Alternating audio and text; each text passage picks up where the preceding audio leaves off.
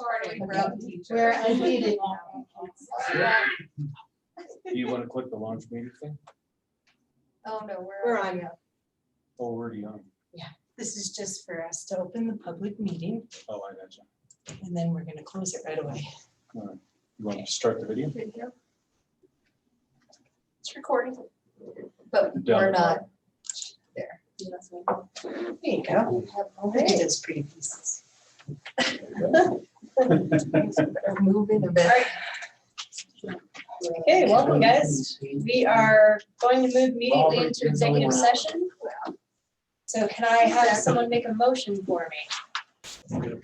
I will move that we move into executive session pursuant to CRS section 24-6-4024FI for discussion of a personnel matter and not involving any specific employees who have requested discussion of the matter in open session, any member of this body or any elected official, the appointment of any person to fill an office of this body or of an elected official, or personnel policies that do not require the discussion of the matters personal to particular employees. And the following additional details are provided for identification purposes regarding the city manager position and pursuant to CRS section 24-6-4024E to determine positions relative to matters that may be subject to negotiations, developing strategy for negotiations regarding the city manager's contract.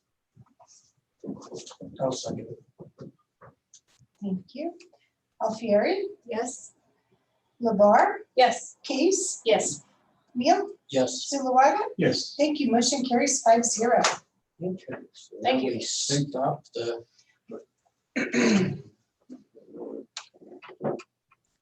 So I think I just go out of here total.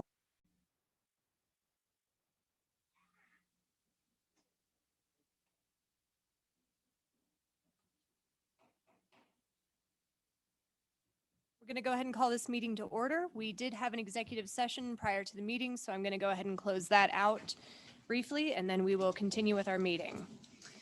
The time is now 7 p.m. and the executive session has been concluded. Will all participants in the executive session please state their names for the record? I'm going to go ahead and start with Nina. Nina Williams. Stephanie Alfieri. Kelly Case. Rusty Neal. Robert Zuluaga. If any person who participated in the executive session believes that any substantial discussion of any matters not included in the motion to go into executive session occurred during the executive session, or that any improper action occurred during the executive session in violation of the Opens Meeting Law, I ask that you state your concerns now. I was also present. I'm sorry I didn't announce myself. And hearing none, the next agenda item is call to order and roll call. Thank you. Pledge. Oh, that follows. Mayor Pro Tem Labar, Present. Councilmember Alfieri, Here. Councilmember Case, Here. Councilmember Neal, Here. Councilmember Zuluaga. Yes. Thank you. And now we'll do Pledge of Allegiance. Pledge allegiance to the flag of the United States of America and to the republic for which it stands, one nation, under God, indivisible, with liberty and justice for all.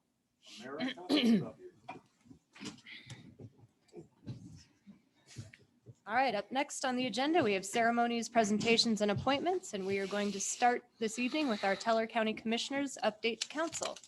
Gentlemen, you're welcome to all come up at once or one at a time, whatever your preference. And lady. Oh, and ladies.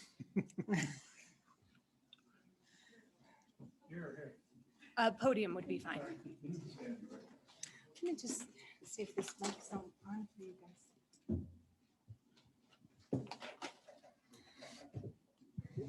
Is the mic on? It is. It is. Good evening, ladies and gentlemen. My name is Bob Campbell. I happen to be the chairman of the commissioners at the time. We brought our whole executive team here. Commissioner Eric Stone, Commissioner Dan Williams, and our county administrator, Cheryl Decker. We basically wanted to say welcome as a group because 2 of our 3 people are new, and we wanted to say we're here to help. We're here to join processes with you. We work together on issues, projects, whatever works best for the community. Because obviously everybody that's in Woodland Park is also a part of Teller County. And we're here to answer any questions and just be a part of the team so that we can get along well. We're out trying to make sure that some of the divisiveness in this country just gets tempered down a little bit. We all get along pretty well together, and we hope more people could do that here locally. Otherwise, that's sort of what I've got to say is thank you very much for having us tonight, and we're part of the team and we'll be welcome to work with you on anything we can. Thank you, Bob. I'm Dan Williamson. I'm the County Commissioner for District 1. I happen to this year be the vice chair with Bob and Eric and Cheryl. Similar message. We are engaged with you guys. You know, most recently at the Veterans Rally this weekend for a sad occasion to recognize Val. I know Madam Mayor Pro Tem will be there and others to help with that. So we grieve with you. We laugh with you. We get angry with you, not against you. Look, when I first came to Teller County, I was a kid, 1972. There's a loafing jug down here. The streets were gravel for the most part. There were about 800 people here in this town. There are 10 times that much now. There's about 3,000 people in the county. My parents bought a place over in Florissant. And so, you know, while I was a kid and then over the years, I'd come back. And so I've seen some change. You've seen some change. Most of what we read in the paper as county commissioners or your residents or your constituents is the change, right? The friction that comes about, whether it's traffic, whether it's people that don't get along, whether it's zoning changes, new comprehensive plans. And so we're not going to prevent growth. We're not going to keep growth from here. But I would say this, what makes us the same and all the people that come here, why do people move to Teller County? Why do they move to the mountains? We all come here for the same reason. We're running away for something, we're running to something, but we're up here in the mountains to get something you can't get on the flat. And if we would just remember that, we all want the same things. We all want our piece of heaven up here. We all want a piece of Teller County, a great city. And when I read some of the things that I read, and conversely, you read some of the things we get involved in where we mix it up a little with folks, Bob's right. The divisiveness really does have to stop. Each and every one of you, like us, are principal leaders, and we all have our principle. But one of the things that we do when we come to a disagreement in our commission is we always ask ourselves that one question: what's the best thing for the county? How does this issue, whether I feel a certain way or Bob, Eric, but how can we compromise and come together? And I think you've seen the same thing we see in the county. People want less government up here. They want streets that'll work. You know, they want sewers in your case. In our case, they want plows, whatever it is, and they want government to be functional. And I think we, including us, we all do a disservice to our constituents if we're arguing, if we can't get along, or we just make them really nervous because they're wondering, are we going to solve this problem? You know, so I would just say, as Bob did, it's been a tough 17 months, and I want to apologize. I apologize up front because we would have been here January 13th. We took over January 12th, but as you know, I think we talked to a couple of you. We didn't want to do it on Zoom. You don't meet people on Zoom. You don't connect on Zoom. I was sick of Zoom. You can't even see my face, right? So I want to apologize for not being here earlier, but this is the earliest we could get here and have assurances that we had a whole council, so we could bring our whole council. Second thing is I just have one ask, and I know we did under Cheryl's guidance and Bob in the last board, the quarterly meetings where we could get together and talk things through. It doesn't have to be the only time that we meet, but I think substantive issues, whether it's your traffic, whether it's an opportunity, whether it's the Veterans Rally, we had that, we could have talked about that a while back. And just to complete the thought, as Bob said, if there's anything I could do personally or as a board, please continue to invite us. We really do feel, I do feel, as we all do, that this is the jewel in the crown. You know, Woodland Park is where we get our food. It's where we come for our medical. It's where we come from our dental. You are part of us. We are part of you. We preserve the other side of it for you. People come out there to recreate and to get away. And a lot of that's under duress as well, as you know, with OHVs and ATVs and shooting and all the stuff that you hear about. So we all have a part to play in preserving this county. But just remember, if you could, please, we're all here for the same reason. I think we can get along. So thank you so much. Thanks for letting us have here. I'm very proud of each and every one of you. And thank you for taking the COVID walk with us. And we're still here, and we're going to go honor Val this weekend. He paid the ultimate sacrifice, but for cooperating with the county, whether it was funding or processes, it really mattered. And so I appreciate you, and thanks again. Thank you, Dan. Thank you, Dan. Wow. He gets a musical introduction, right? I definitely planned that. Distinguished members of City Council, my name is Eric Stone. I live at 112 West Valley Drive in the great city of Woodland Park. it's actually been 8 years since the commissioner from this district actually did live within the corporate limits of the city of Woodland Park, and I'm proud to do so. And we're in an interesting situation right now because all of you are my constituents and I am yours. So I had to think a lot between whether I wanted to talk about the current street maintenance in front of my house or the thing that I really wanted to talk about, which is, and when Dan and I were running for office last year, you may have noticed we spent a little time out on the street, mostly in front of the Dinosaur Resource Center, waving signs, but mostly we were talking. And one of the things that we talked about an awful lot was that we were standing in Teller County in front of the Dinosaur Resource Center. So, you know, the message that I want to give all of you, and I've actually individually, the beautiful thing is that all of you are my friends, and that's a really great place to be. But if there's a problem in Woodland Park, then there's a problem in Teller County. If you have a transportation problem in Woodland Park, then we have a transportation problem in Teller County. Then that's the same for the city of Cripple Creek, for the city of Victor.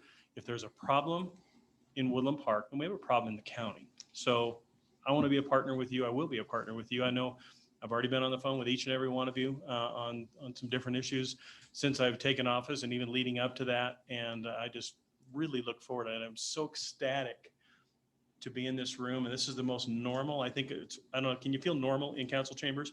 Because it's, you know, it's so wonderful to be here and just see everybody really in a state that we haven't been in for a very, very long time. Yeah.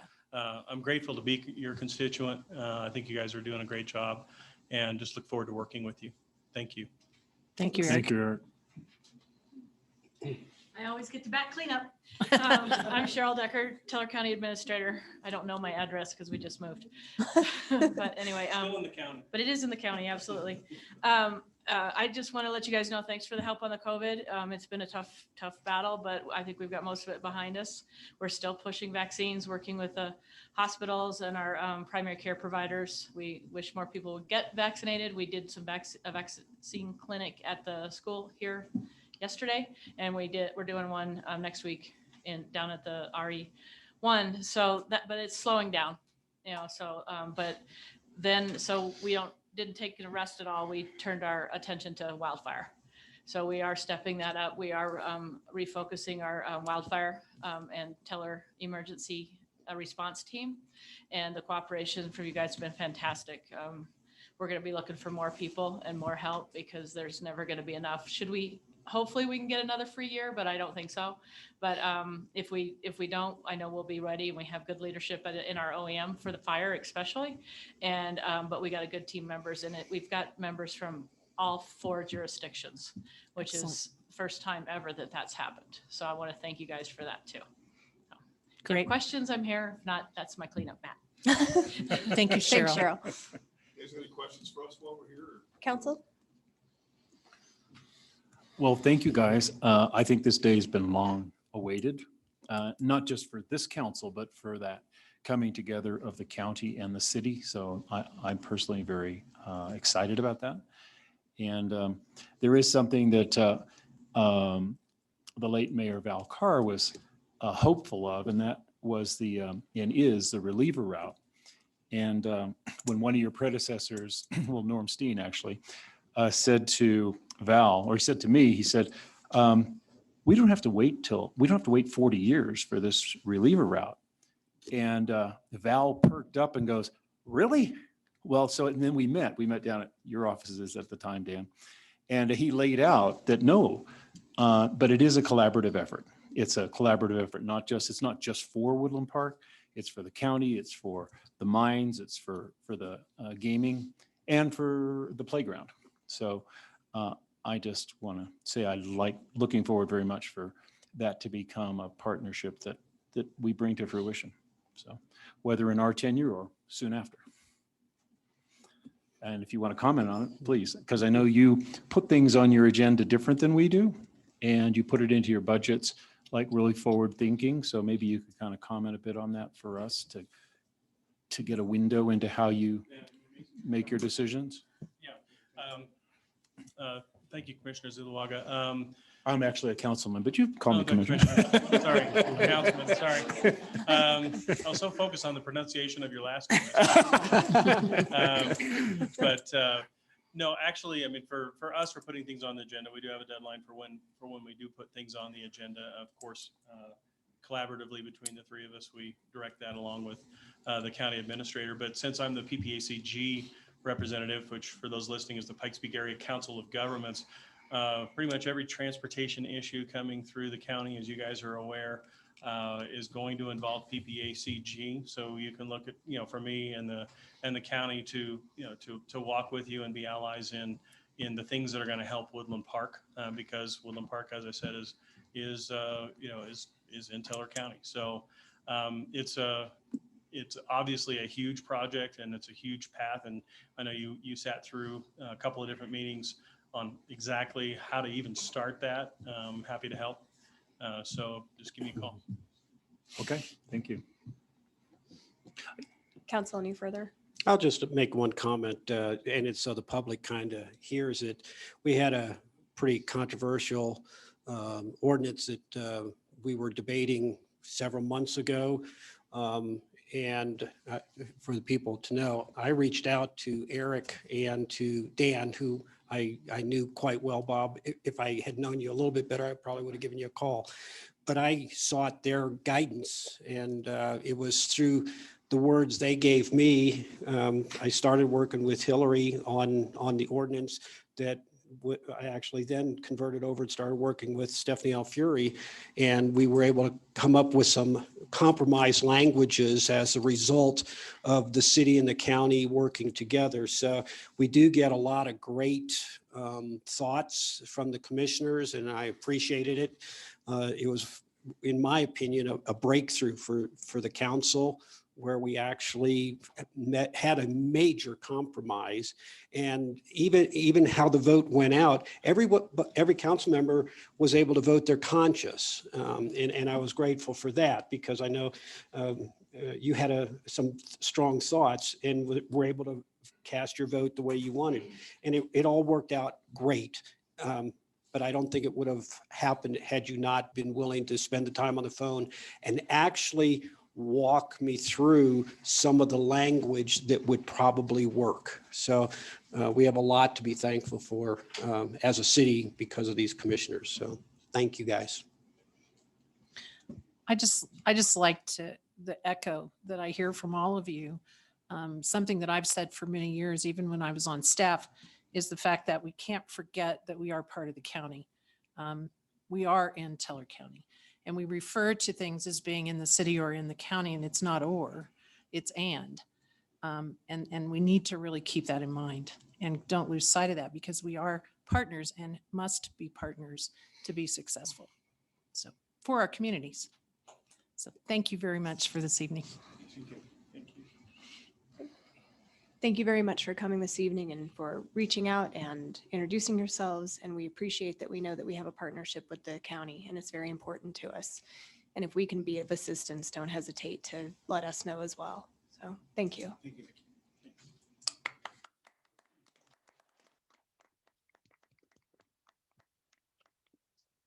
you.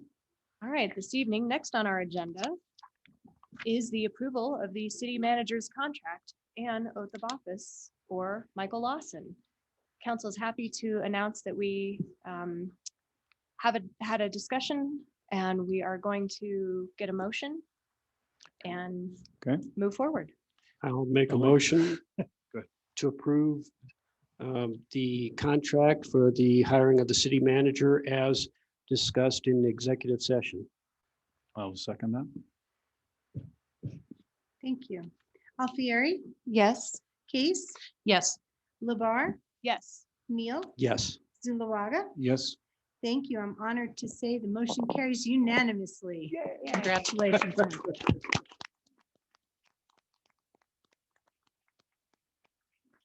I think that council would like city manager Lawson to sign his contract now, Yes, is my please. understanding. Yes.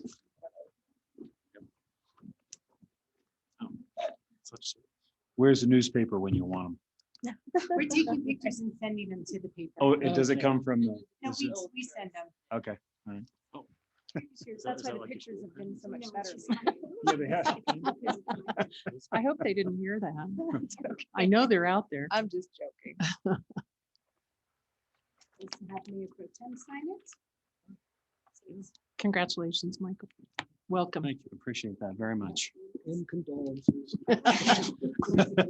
Stop. Well, I would like to say to you publicly that many of us have been very impressed in how you have stepped into the role and you have made good choices. And we've seen that, and you've done it without a lot of fanfare, which is refreshing. So thank you.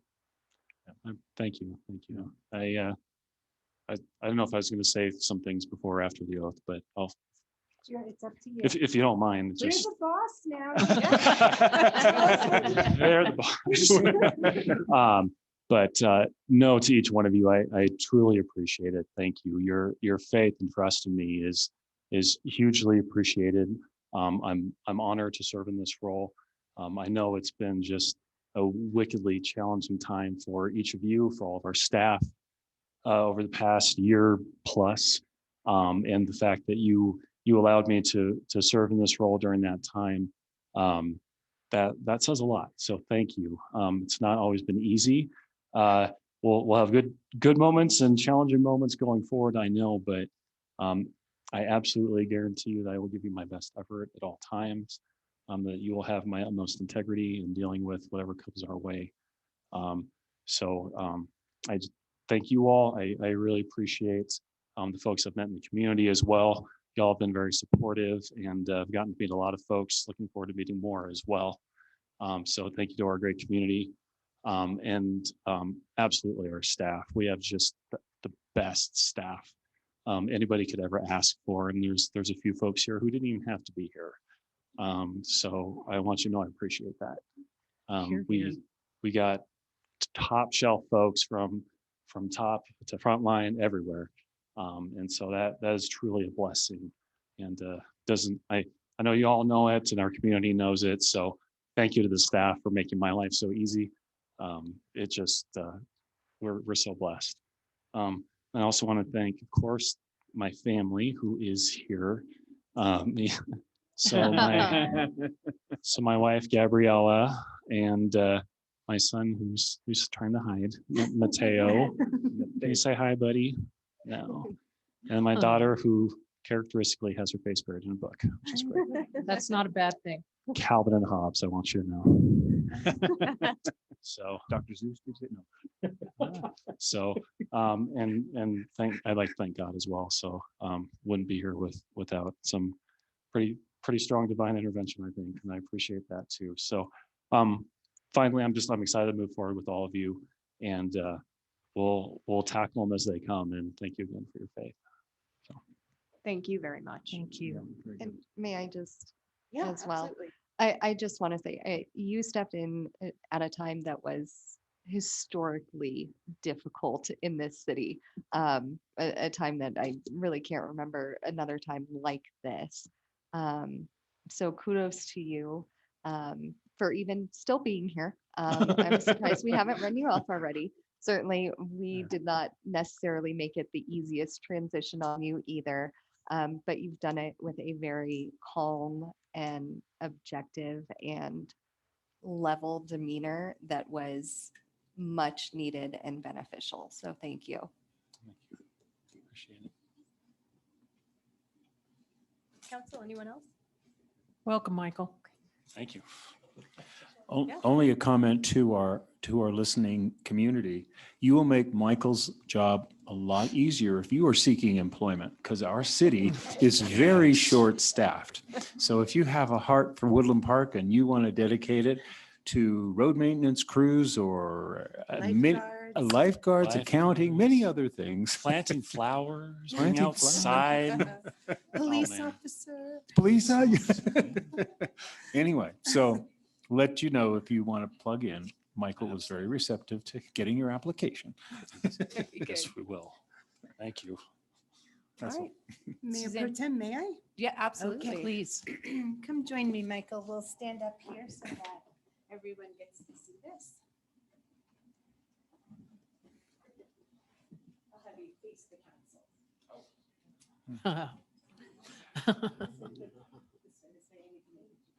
Do you want a mic? Raise your right hand.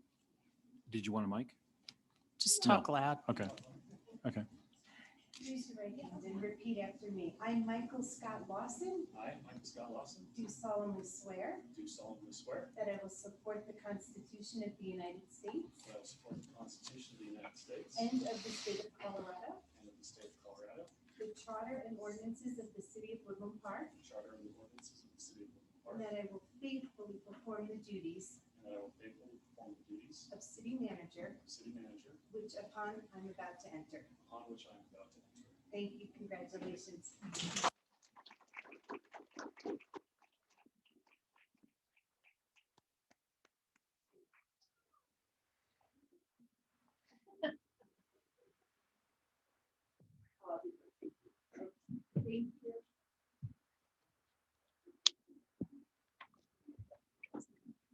I don't need to remember. See the family or- Okay. You want to do a family photo? You can. You're lucky. Thanks, guys, for coming. Thank you, Pleasure to Mateo. meet you. Muchas gracias. She's oblivious. Yeah. All What's your right. daughter's name? Kelly. That's right. Mhm. Mateo and Kelly. She's really into her book. Yeah. That is a really clever way to avoid crowds. Bye, guys. Bye, guys. Bye. Bye-bye. Daddy's got to do some work. All right, we're going to move on to item number 3C, and that's the Woodland Park Aquatic Center quarterly performance update. And Cindy Keating is going to present that for us. Thank you. Good evening, Mayor Pro Tem LeBar and council members. I'm here this evening to share with you the operations, the programs, and the financials for the first quarter of 2021 at the Woodland Aquatic Center. We have been operating with a very, is everything okay? With a very controlled schedule. The lap lanes, warm water lanes, and lazy river, high-risk open swim, and water fitness are offered by reservation only on the days and times listed. During these times, the doors remain locked and only people with reservations are allowed into the facility. Reservations could be made up to 2 weeks in advance. And in our first quarter, we provided the service for 2,199 lap lane reservations, 381 warm water lane and lazy river reservations, 67 high-risk open swim reservations, and 764 water fitness reservations. Our programs are offered by registration only. We offer private swim instruction for families up to 4 people. This program has been offered since January and has provided lessons for 66 participants. The Woodland Swim Academy is our group lesson program and is very well received by our community. We had 24 kids participate in the swimmer evaluation in February and 30 kids register for the program in March. During these 2 programs, our facility doors remain locked as well. We also offer junior lifeguard with 7 participants and babysitter boot camp with 10 participants during spring break. Our birthday party rentals are offered on Saturdays and Sundays from 11 to 1 during our open swim times. And our after-hour rentals are available on Saturday and Sundays as well, but from 4:30 to 6:30 after hours. The first quarter, we hosted 7 birthday parties and 2 after-hour parties. Our open swim is a first come, first served basis. The capacity has been ever changing during the recovery from COVID. The highest capacity we were allowed during this quarter was 100, which happened to come during spring break, which was great because we actually ended up having a waiting list for a little while during that time. The slides open on the 15 and the diving board is open on the 45 of each hour. So that's how we get the slide and the diving board in with our open swim. We had over 2,070 people have enjoyed our open swim opportunities. So during open swim, our doors remain open that entire time. Our hours of operation have changed significantly from the day we opened in 2017. We operated 90.5 hours per week with over 40 employees from October 2017 to March 2020. After reopening in June of 2020, we have been operating with limited hours of operation and staff. We currently operate with 58 hours per week with 13 employees. That is a 36% decrease in hours of operation and 32% less in employees.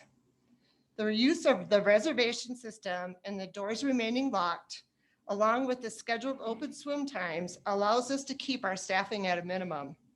When the doors are unlocked, which is during our open swim time, our guards work the front desk as part of their rotation. This slide here provides comparable information on revenues and expenses for first quarter from 2018 through 2021. 2018, our very first year of full operations, our first quarter recovery was 69%. In 2019, our second year of operation, we had a 43% recovery in our first quarter. 2020, the year of COVID, we experienced 35% recovery in our first quarter. Our first quarter this year, we were able to achieve the goal that was set by council of 56%. As you've heard tonight, that was obtained through a very controlled schedule, reduction of hours of operations, and staffing. I want to thank you for your time, and I'm happy to answer any questions you may have. Council, any questions? I had one from a citizen. Do you actually, you gave a number of 2,700 for open swim. The attendance, I think I caught that number. 2070, 2070. I think 2070. Oh, 2070. Yeah, 2070. I may have said it incorrectly, but 2070. Yeah, no, you said it right. Do you have, did you happen to capture Woodland Park citizens versus all others? In other words, visitors? Do we have a breakdown of that number by residency? I don't have that with me today, but I can tell you that we can track our residency and non-residency with our pass holders and our punch pass holders. Our daily entries come in, they pay their daily entry, and they get to go swim. And we don't track that resident and non-resident with them. Our system doesn't have that. We can track it when people set up accounts in our system, because then they tell us where they live, and our system tells them if it tells us if they're a resident or not. The daily entries, they just pay their rate and then they walk in and swim. Do you have a ballpark? Yeah. Well, if I follow, that's a really good question. If I follow what our recreation programs have for resident and non-resident, it's about 50%. I can tell you, I've been working at the Aquatic Center for the last 3 weeks in the mornings. We've been receiving a lot of phone calls from Colorado Springs because many of their pools aren't open. So I don't know what we're getting there as far as, people coming in. It might be something that we could start manually tracking, especially since we just started our summer open swim times. Thank you very much. Council. Sure. So great, Cindy, good job. I have a couple of questions. Sure. One is how receptive are those using the pool to the registration booking process? How are you experiencing that from your end? So I can tell you that our lap swimmers have been very patient with the reservation process because they were really just happy to be swimming again and having our doors open.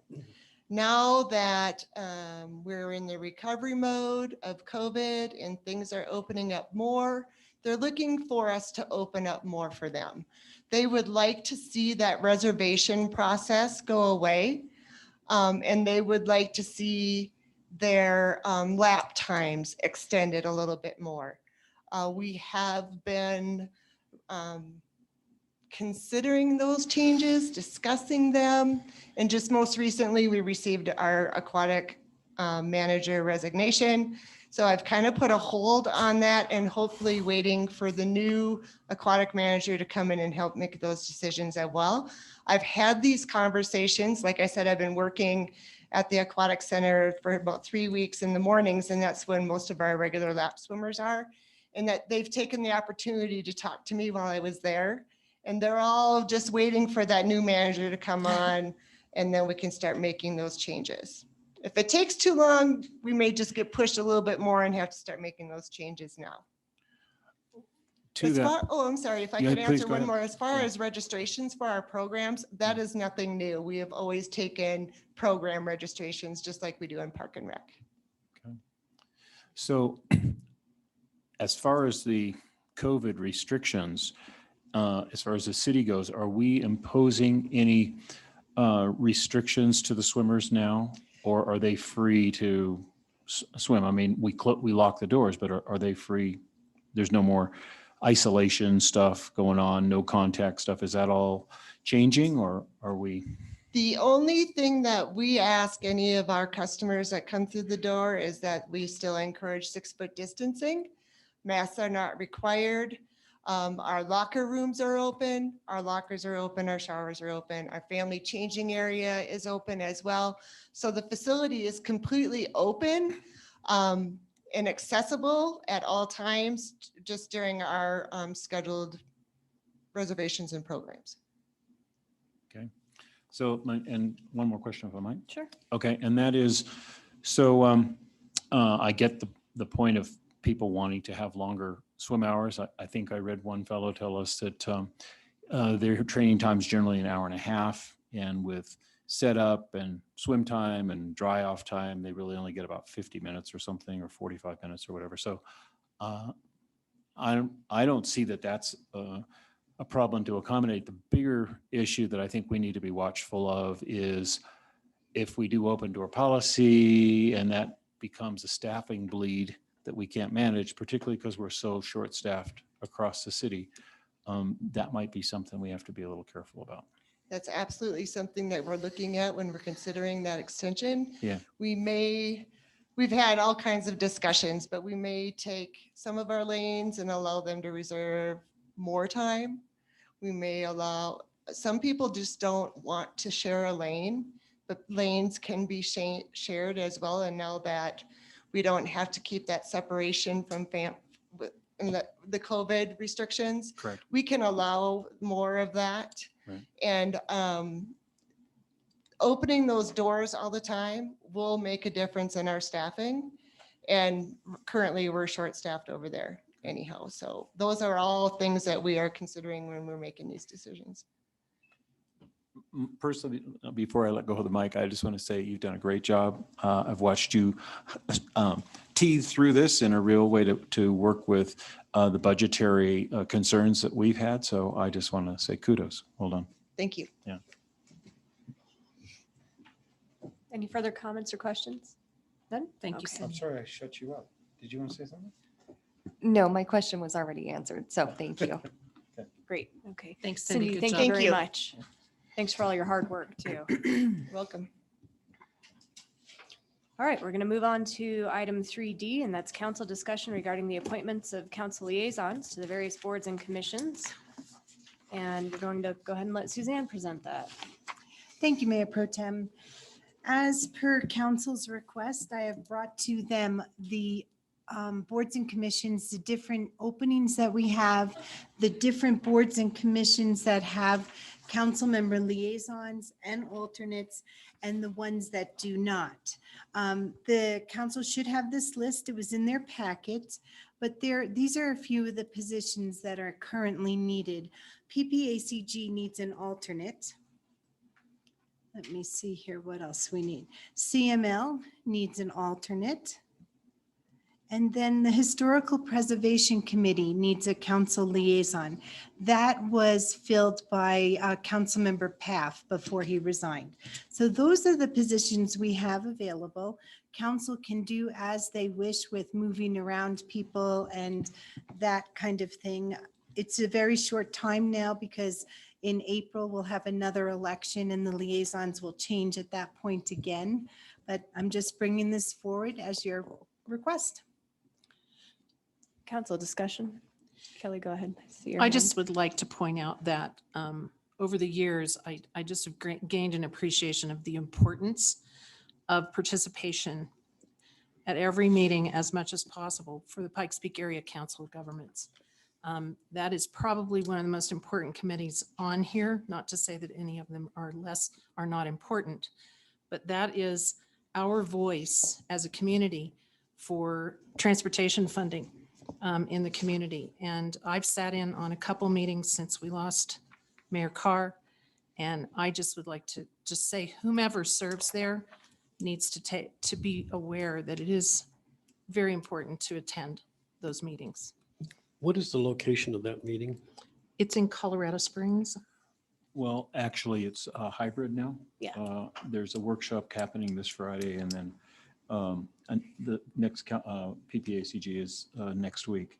Yeah. But yeah, I have been also attending those meetings.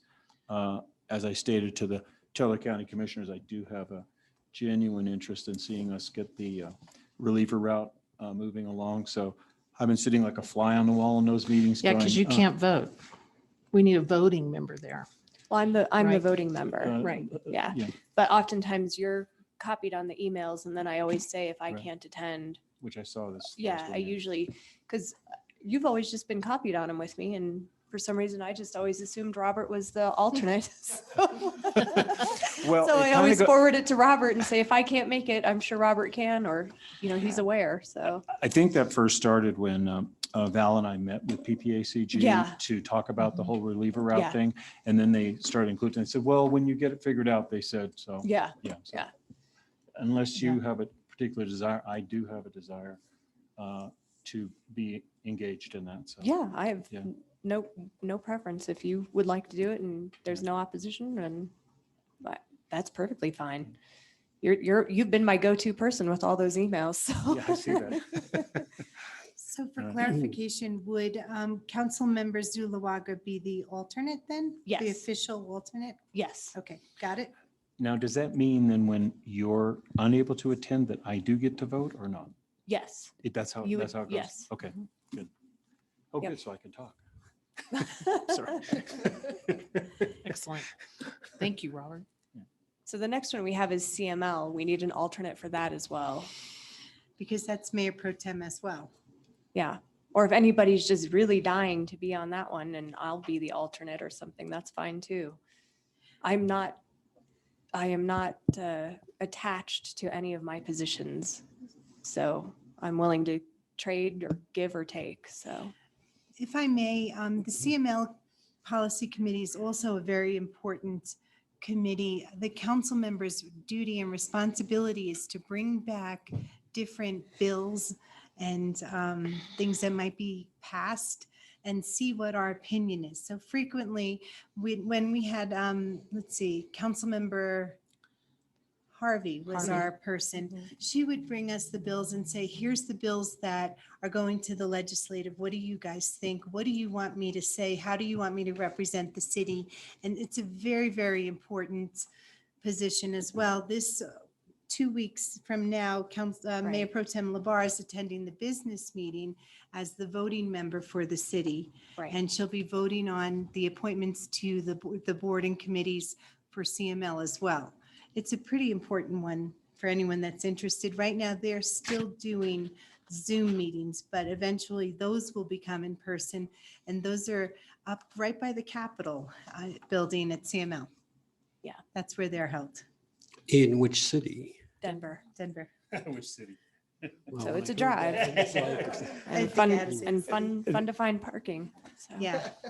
but- For anyone who's interested as well, I do believe I saw an email this week that says there's just a couple more days where they're accepting Registration.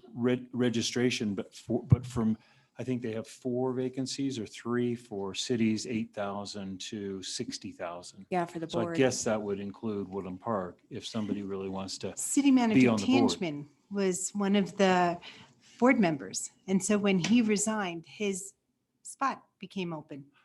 Okay, now is that for council members or is that anyone from the city of Woodland Park I think it's elected officials or staff. or staff? Right. Yeah, so if you're interested in the CML board position, you That's could what I was- apply for that. And that's outside of us. You know, that's if it's in your own personal interest, you'd like to. Yeah. So, That's what I think. There's only a few more days left right, for that. right. I do not have time for that. I know so. So, Me neither. But it's full. All right. So is there anybody on staff who's got an interest in that? I serve already on the SURSA board. I can't take another one on. I wasn't looking at you. Okay, I was just thank looking you. at you for guidance. Perhaps in the coming months, that would be something I might consider in the future on behalf of the city. But maybe after I start doing just one job again. you know. yeah. So is there anyone that would like to be the alternate then for CML?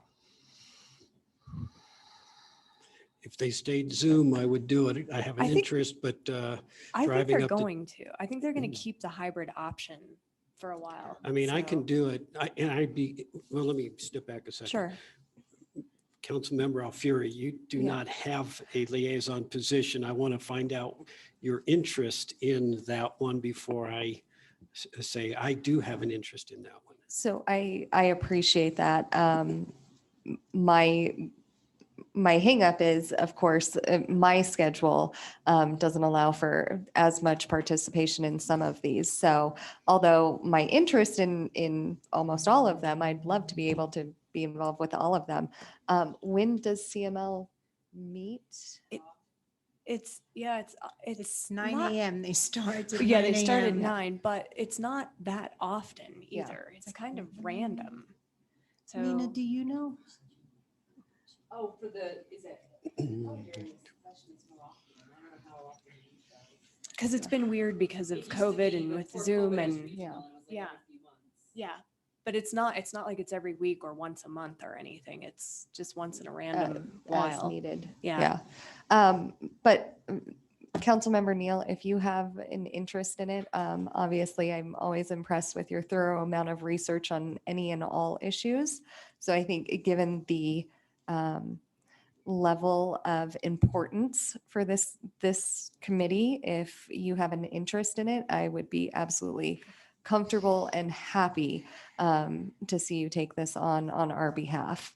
I think you do a much better job and have much more time at your disposal than I do to give it the due time it deserves. Thank you very much.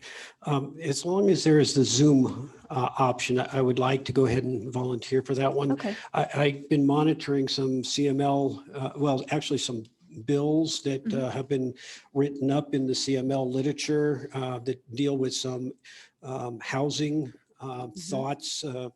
Since Woodland Park has a significant problem with our housing, I have been tracking some of the grants that are embedded in some of these bills that have been introduced. So that's why I was saying I sort of have an interest in Sure. doing this one. So I would volunteer for Yeah. that one. Well, and it's okay if you can't make it and if I can't make it, then neither of us make it. So, Sounds fair. so, all right. Okay. So I think we have a consensus then for Rusty to Okay. be the alternate for CML. That one still have a question for Steph. So that still begs a question for you, Steph. I know. If you just look, even if of the ones, your timing wise, which ones are open to you? And then if we have, any of us have to consider stepping back Yeah, from those. unfortunately, timing wise, there are the 4 of them keep Woodland Park beautiful. Main Street Parks Rec Advisory Board and DDA that work for me. I think we can all agree 2 of those are not an appropriate choice for me. And so that leaves Keep Woodland Park Beautiful and Parks Rec Advisory Board. There's also the Historic Society. Historic preservation. Yeah. Because of the time though, Oh, okay. I'm not sure I could commit to that on a regular basis. Okay. Well, Steph, we could Do you want to swap? swap. If you want to do Okay. the Keep Woodland Park Beautiful, I'd love to. then I would do the, I guess we need one for the Historic Historic Preservation Preservation? Committee. Yeah. Absolutely. Yeah. Do that. Well, Sally'd be stuck with me. Reading all those panels that you have. Perfect. I'm good with Okay, that. absolutely. Cool.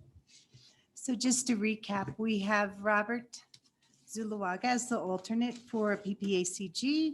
We have Stephanie Alfieri for Keep Woodland Park Beautiful, Councilmember Neal as the alternate for CML, and then Rusty Neal as the Historical Preservation Committee liaison. Everybody happy? We got them filled. Sure.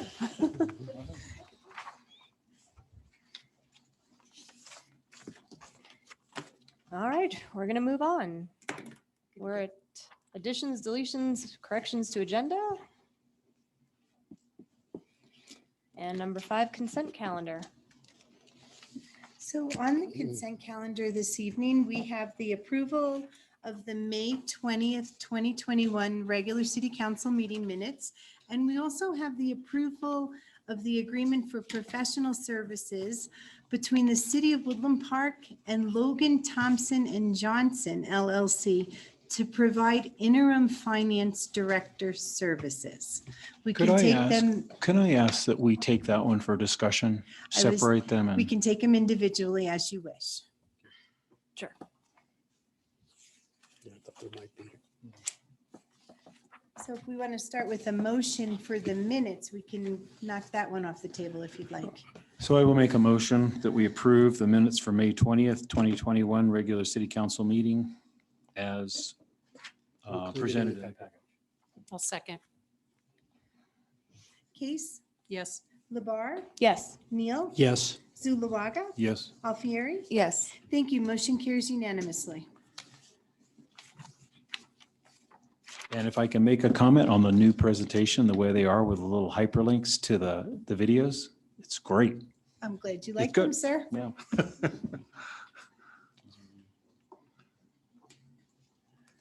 Michael, did you want to open with the discussion, or Oh, yeah. Robert, did you have Well, questions that you wanted to start out with? Go ahead and present it and then I'll present my questions. Do we need to approve the expenditures as well? Do you want to do that next? I had sent a revised agenda out yesterday. We've removed that Oh, till the thank next you. council meeting. So, So I didn't really have a presentation prepared for the contract for the interim finance director. But what this is, we're looking for someone to come in and help us primarily on a project basis, finish up our audits for 2020, get the budget process started for 2022, and then pick up some of the kind of miscellaneous administrative items that the finance director would traditionally do. And so we reached out to a number of different sources to try and find folks interested in the interim finance director work. Could not find anybody aside from this firm here in Colorado Springs. We've had the staff meet with them. I've met with them and they are qualified and willing to do the work. The idea would be that what we would pay them would not be in excess of what we would pay for the permanent finance director. And so we have closed the application process for the permanent finance director. That closed last week. I would anticipate that person starting sometime in August. And so it took us a little while to get this contract put together and for this firm to finish up with the extended tax season, which is why this is coming a little bit later than I would have liked. Questions? Questions now? Good, yes, Oh, sure. yeah. Go ahead, Robert, and then I'm going to let Kelly go. Okay, good. So has this company done anything on our behalf so far? I don't know if they have in the distant past, not for us directly. They have for several other municipalities, including Colorado Springs and Castle Rock, Colorado Springs Utilities, I believe, but not for us. If I may, can I help answer that question? Sure. In 1992 to 97, I worked as an internal auditor for the city of Colorado Springs. And we worked directly for the council, similar to this manager does here. And so we maintained independence and we're allowed to do a lot of the year-end audit work, including single audit for grant programs and different things for the outside audit firm that was Deloitte & Touche at the time. And I think it was Deloitte & Touche. Maybe I'm wrong. They change so often. And Jan Thomas, who is the staff person in this contract that is proposed to help us, was actually on that team for many years while I worked at Colorado Springs. And she has worked in the business of governmental for 25, 30 years. Very qualified, very efficient. And so I personally, because I know her and have worked with her, feel very comfortable and confident in her providing these services to us. Right. Just to share with you. And I believe it was Grant Thornton. Grant Thornton, thank you. She worked You're for, right. who does, I don't know if they're still around as Grant Thornton, but they're very big in the municipal world, or they were, for doing this sorts of things. They'll do financials, accounting work for special districts and smaller organizations. And then it would be Ms. Thomas and then some of her team that would assist depending on the task that's required. Jan in particular comes with she's a CPA and does a number, I think they're all CPAs. She's done all sorts of different things, as Kelly had mentioned, Councilmember Case had mentioned. You can call me Kelly. Thank you. So I saw that this contract was the 14th of May was when it was first initiated. So from what I hear you say, we really have maybe 3 months, is it? Less than 3 months of their services we're looking at? Right. Okay. Right. So hopefully in May. And I thought I did a version of this that was a little bit more recent date, but Okay. yeah, they have not started work yet. Okay, so they haven't started work. I don't have any problems with, I was just kind of looking through what we've got for them to have the scope to do. The audit, absolutely, that's a clear need. I'm guessing because we haven't had a statement of expenditures each month since the termination or leaving of our finance director, that there's a need for that, or we just haven't plugged somebody in to push that report? That's a click of the button sort of report. I know we had a little bit of a difficulty this evening getting the April statement of expenditures on here. When I put this scope of work together, it was kind of a brainstorming of tasks that might be undertaken by the consultant. Our staff accountant she's capable of getting those reports out. We're a little unorganized this time. My apologies for that. But that one is not something that we would need help from the consultant. Well, that's what I was kind of thinking as I looked through some of these items that we put on here. It's like, well, how many of these are critical operations to do? And how many of these really are operations we want to do when we have the new finance director, So do we really need that outside help with that? And then, I see this contract is not to exceed $40,000, but do we really need to spend that much to get the sort of help we need? And could we eliminate some of these because they're really not critical to get accomplished by an outside person? That's kind of the essence of my questioning. Sure. And again, this was kind of a brainstorm, a list of kind of like a job description, things that could be done. The intent is to go well under $40,000. Again, it was meant to be done for the same amount of compensation that the previous finance director had been. Hopefully south of $30,000 is the anticipation. I'm not sure what all will be required of some of these tasks for the budget and for completing the audit. So it's not all this will be done, as I said. And I agree with you. Some of this stuff we won't be needing them to do. As I've already said, statement of expenditures, click, we're done. But I'm not entirely sure how the state of some of these reports are as well. But I know our finance staff is doing as best a job they can. They do a good job.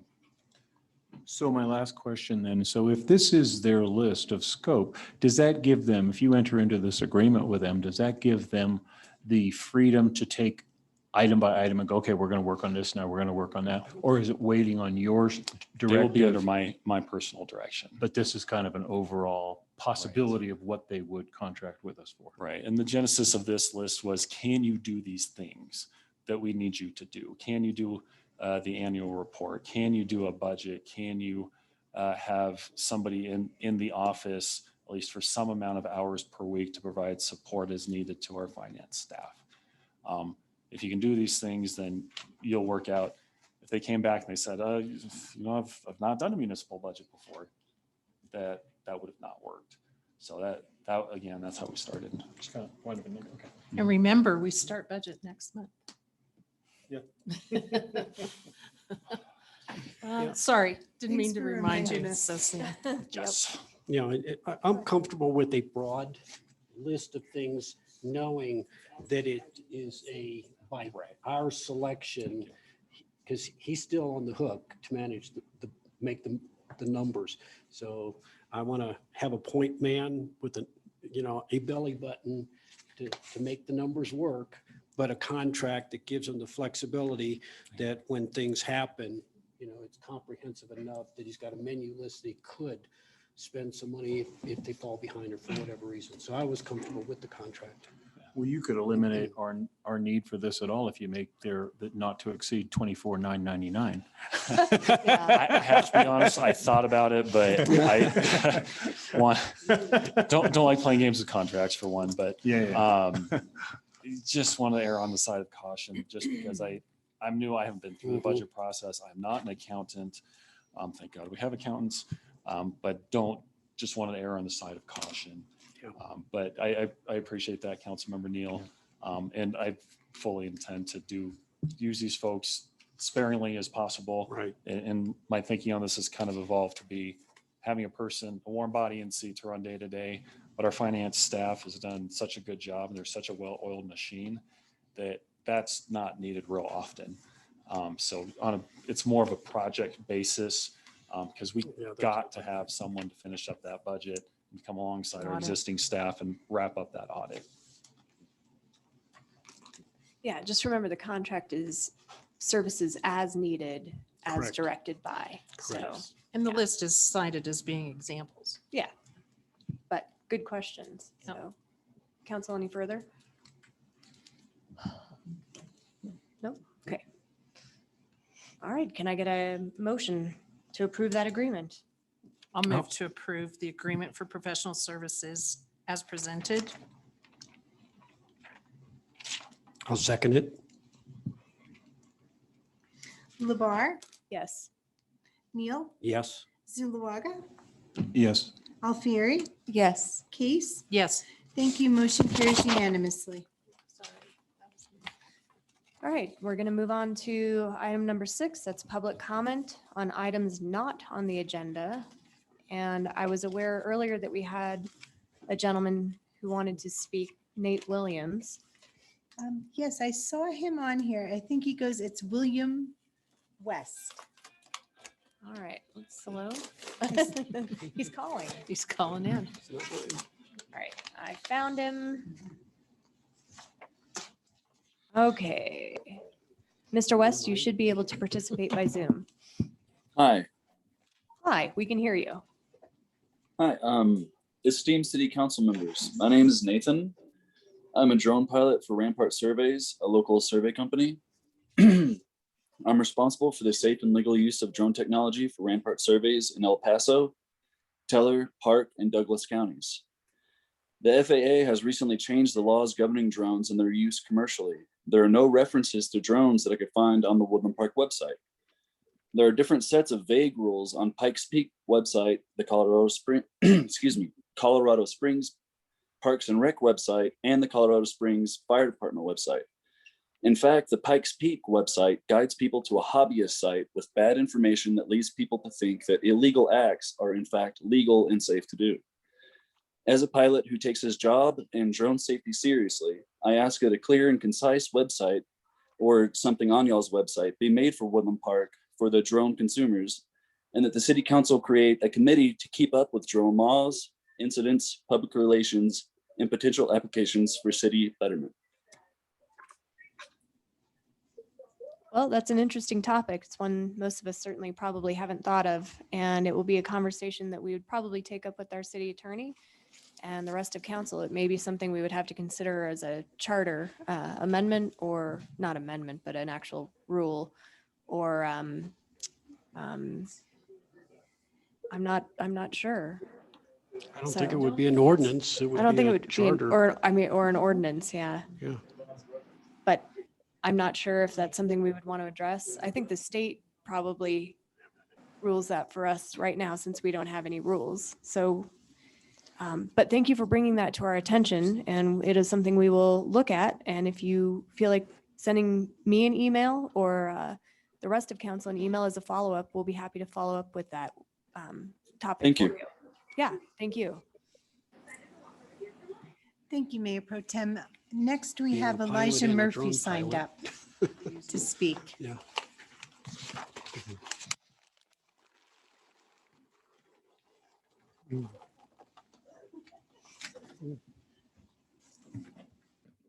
Good evening. My name is Elijah Murphy. I have a house in Divide, but I live at a restaurant at 204 West Midland Avenue in Woodland Park, Colorado. And it's a labor of love. Was today not a beautiful day? I mean, the peak was gorgeous out my front window. That was great. But I didn't notice it on the way to Denver getting groceries. We had a little excitement at our last city council meeting, and it all ended positively. City council, thank you so much for supporting the Veterans Rally. I am so gracious being a veteran myself. However, I have a question for, out comes the popcorn. How sweet. We popped it just for you. Yeah. So This Robert, is so awesome. Yeah.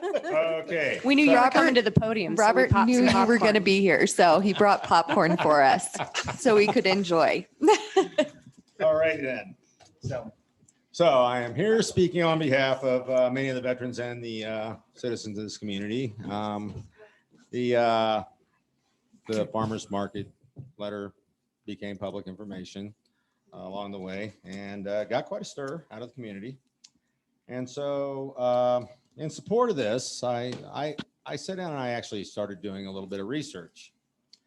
And I have a question for that I'm sure Mayor Pro Tem Labar or Miss Nina Williams might be able to answer. May I arbitrarily declare public property non-political zones, even if I have a temporary use permit for it? May I declare it a no First Amendment rights zone? No. That would be my first guess. And remember, we never ask questions of attorneys that we don't already know the answer to, right? Right. Okay. So anyway, So, there's Nina, is that right? I was doing some digging, and this got me so, I don't know. I was thinking Mur, about it. excuse me, Mur. Sir. I didn't hear Nina Sure. weigh in on that. Oh, she didn't. I believe so. Without, yes. I think so. You believe that it can be declared? That the question is, may I get a temporary use permit for public property and declare it a First Amendment free zone? Taking away. That you may not speak your mind on public property. No, I'm sorry. I think Okay. the question was the other I way. kind of, no, that's the way I meant. Sometimes I know stuff. Okay. Sometimes. Not often. I have to say you drink impeccable whiskey Yes, I too. thought it was the Right. university. Okay, I just wanted to find that out because the city has engaged in business with a entity who declares that, okay, this is the Woodland politics at the farmer's market. Woodland Park Farmers Market is a politics-free zone. Woodland Park's Farmers Market is non-political, no political activities allowed. Woodland Park Farmers Market policy extends to the streets and park spaces where Woodland Park's Farmers Market is located and is operational only during Friday hours of operation, 8 a.m. to 1 p.m. to provide a safe apolitical space for all to enjoy as they come and shop the market. during the hours that the market occupies city space, that space ceases being a public forum temporarily and is instead a private space. Okay. I find that to be somewhat slightly appalling, but nonetheless. I was kind of thinking about it, and I collected information, and I asked people what their real concerns were. And the concerns were, can you imagine 3,000 bikers in this town on one day or 2 days? 3,000 bikers. Well, I'll tell you what, I can imagine over 4,000 people at a 4th of July day eating me out of house and home. I was out of groceries from 4,000 people. I was turning people away. It was so bad. Now I know I think so. Good. Because when I see 3,000 motorcycles, I see up to 6,000 riders maybe. And if they have a side hack, 3 riders, I don't know. Take a pick. I see people spending money. And while the motorcycles, I get it, are very noisy, there's and this is one of those things. A lot of people don't always get if I have to explain it, you wouldn't understand. But at the same point, the noise of motorcycles rumbling down the road. I went on a ride in 2010. It was called the Run for the Wall. I passed through every town along the way from Los Angeles, California to Washington, D.C., where I saw thousands and thousands and thousands of smiling faces and clapping hands and people appreciating veterans. And I didn't see no free speech zone. But on the East Coast, from every corner of the East Coast, there is a group of riders. It is called Rolling Thunder. Rolling Thunder is reminiscent of arc light strikes that our Air Force delivers with B-52 bombers. It is the rumbling of the bombs crossing the countryside against the enemies of America. Okay, that is what it means to so many veterans when we hear that thunder. It reminds us. And I was sitting there 2 days ago looking at my Special Forces site, and one of my buddies brought up a picture of half of his team, 6 guys, 4 of whom perished in one night in a firefight while these guys were battling the enemies of the United States who were attacking an embassy. And they laid down their lives for each and every one of those embassy personnel. And it reminds me that how many guys I've lost, and that anybody that would even pretend to take away my First Amendment rights or any of those rights or anybody else's rights. That's right. Has anybody ever taken the oath of office and there was an expiration date on that support to the Constitution? There is no expiration. So while I was driving across country to Wisconsin, I was calling people with the farmers market and all, but begging for an audience to talk about how we can bring this to a quiet fruition. And it culminated in last night about 1 o'clock in the morning with me sitting on the deck with my puppies, thinking about all these good times I've had, wonderful times, the great things that Woodland Park has given me, Teller County, and how we keep things going in a positive direction. Okay. So because of this policy, I decided we would create something to complement the Woodland Park Farmers Market and teach our kids civic responsibility, commerce, and keep them out of trouble for maybe a few hours on Friday mornings, just a few, okay? If you really want to keep your kid out of trouble, Michael, oh, congratulations, by the way, Michael. If you really want to keep your kid out of trouble, buy them. I hate mice. They're awful in a restaurant. That's why I don't have them. If you want to keep your kid out of trouble, buy them a pony and make them pay for the upkeep. They'll never have money for anything else. No drugs, no dating, nothing. I might also offer a solution to the deer problem. Beef is getting really expensive, okay? I would be more than happy to take care of that in a most humane fashion. So I decided to create a space that is inclusive. I talked to 3 business owners and we're going to withdraw our permission for the public. Well, it's still public, but for the next 4 weeks on Friday mornings, there's going to be a First Amendment protest behind the Ute, Dana's Dance, and the Cowhand. All business owners have agreed. And we are offering free vendor spaces to anybody who wishes to come and vend in accordance with the law, properly collect taxes and everything else. But those spaces will be provided freely.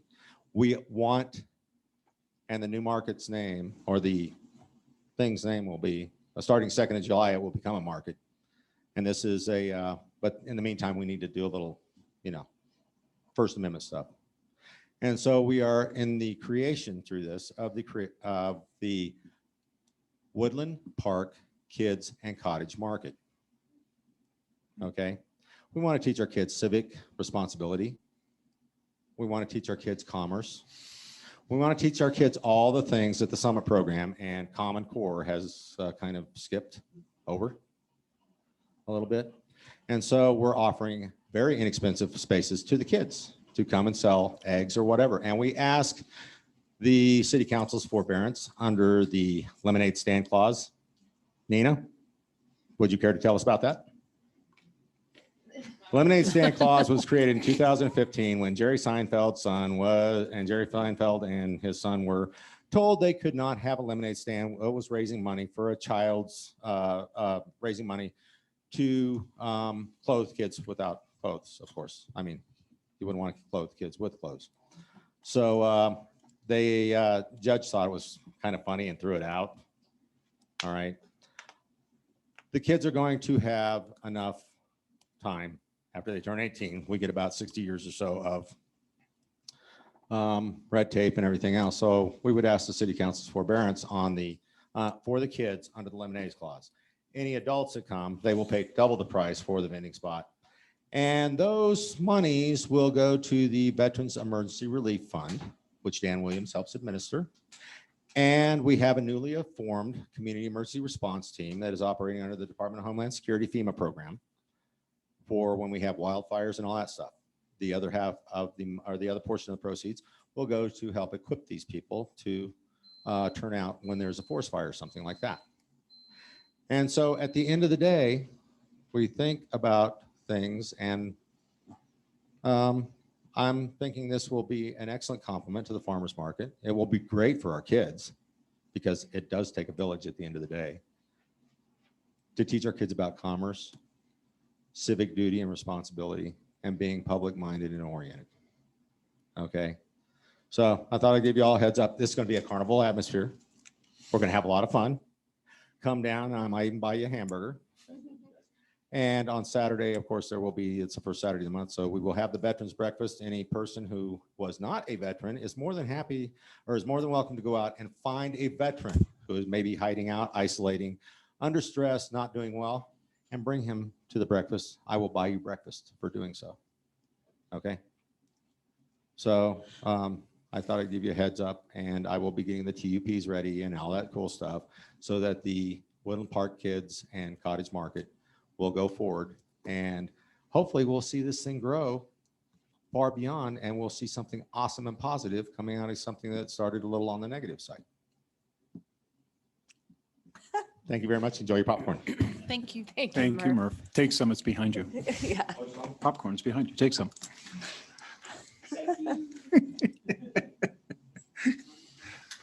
Suzanne, do you have anyone else for comments? No, ma'am. Okay. May and I ask a question perhaps of Kelly?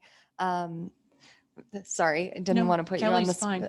sorry, Councilmember Case. No, please, Kelly, I prefer it. So with the Veterans Rally and the Farmers Market, has that issue been resolved? Have we come to a compromise, and do they have their temporary use permit? So, yeah, and I can answer Kelly that will answer that. if I may. Yes, I spoke with someone from the farmer's market earlier this afternoon. So the farmer's market is awaiting the TUP process for the rally to progress. They have committed to working with the city and the rally to co-locate in the park for that window of time when they would both need to be there. They have expressed to me they want to make it work. It's a win-win.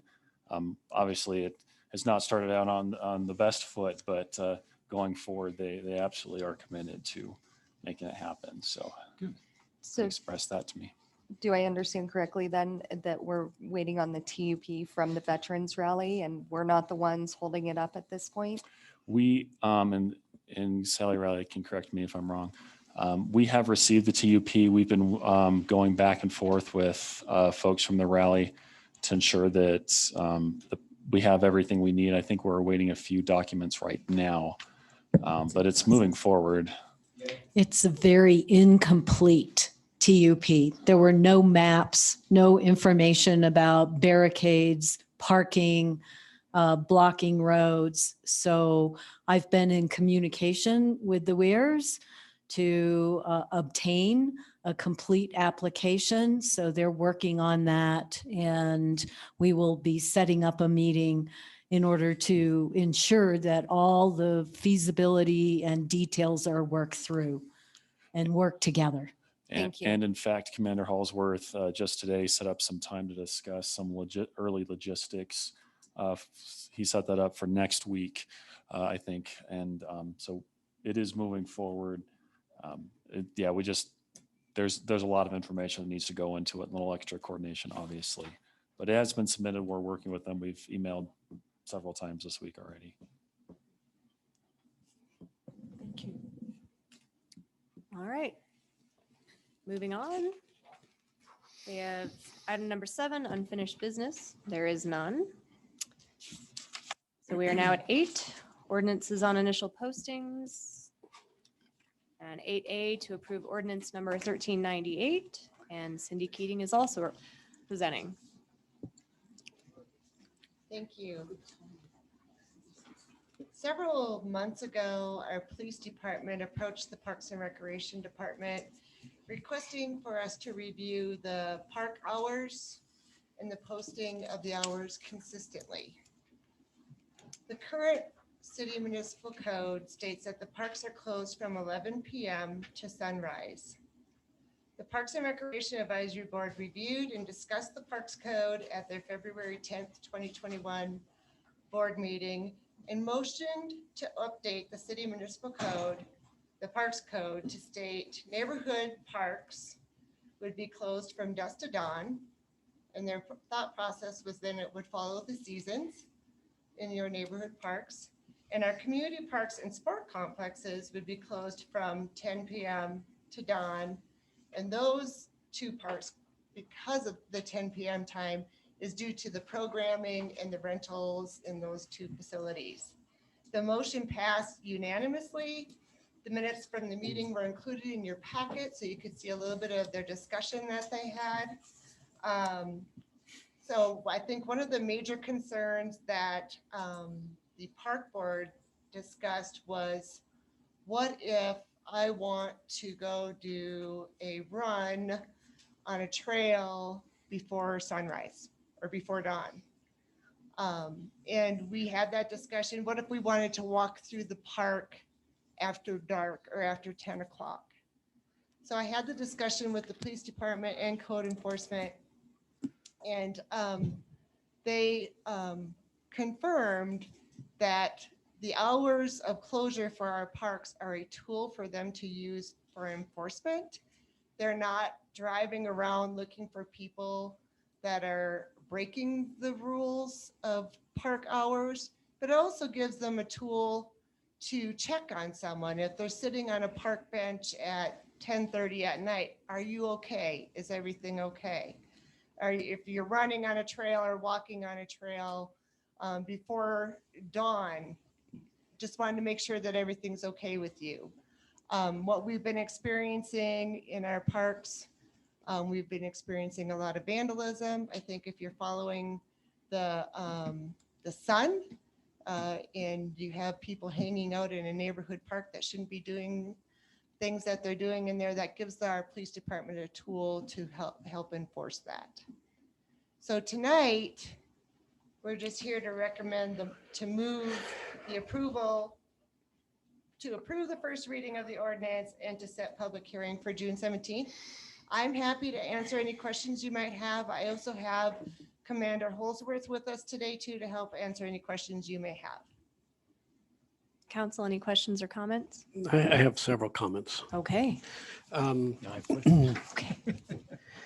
I fully understand what Parks and Recreation are trying to do. And as I was reading through the literature that I was provided, I had never actually scratched my head and said, what time is dusk? So I went to the dictionary because here's my research. My watch, I can't set to dusk time. And I found out that there are 3 dusk terms. You have civic, nautical, astrological, 6 degrees.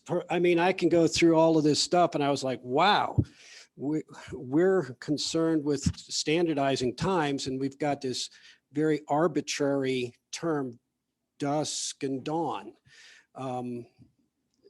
I think we could get into a very, very similar situation as we have with temporary, recreational, undefined terms, because nobody is going to define what the horizon in the center of the disk of the solar. It's incredible what the terms actually mean. So what I think we should do is look at the language, and instead of using those terms, there are some pretty standard that if you go to any app that gives you the weather, you can see what sunrise and sunset is.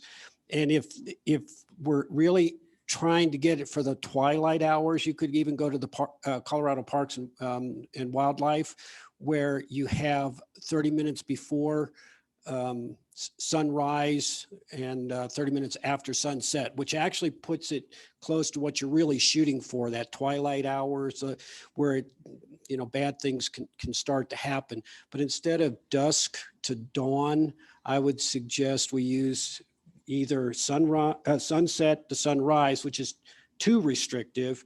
I would go with the 30 minutes after sunset to 30 minutes before sunrise, which is exactly what Colorado Parks and Wildlife recognizes as the twilight hours. Anybody that's a hunter knows that those are the hours where things become visible and invisible. So I would just like to see, the intent is good.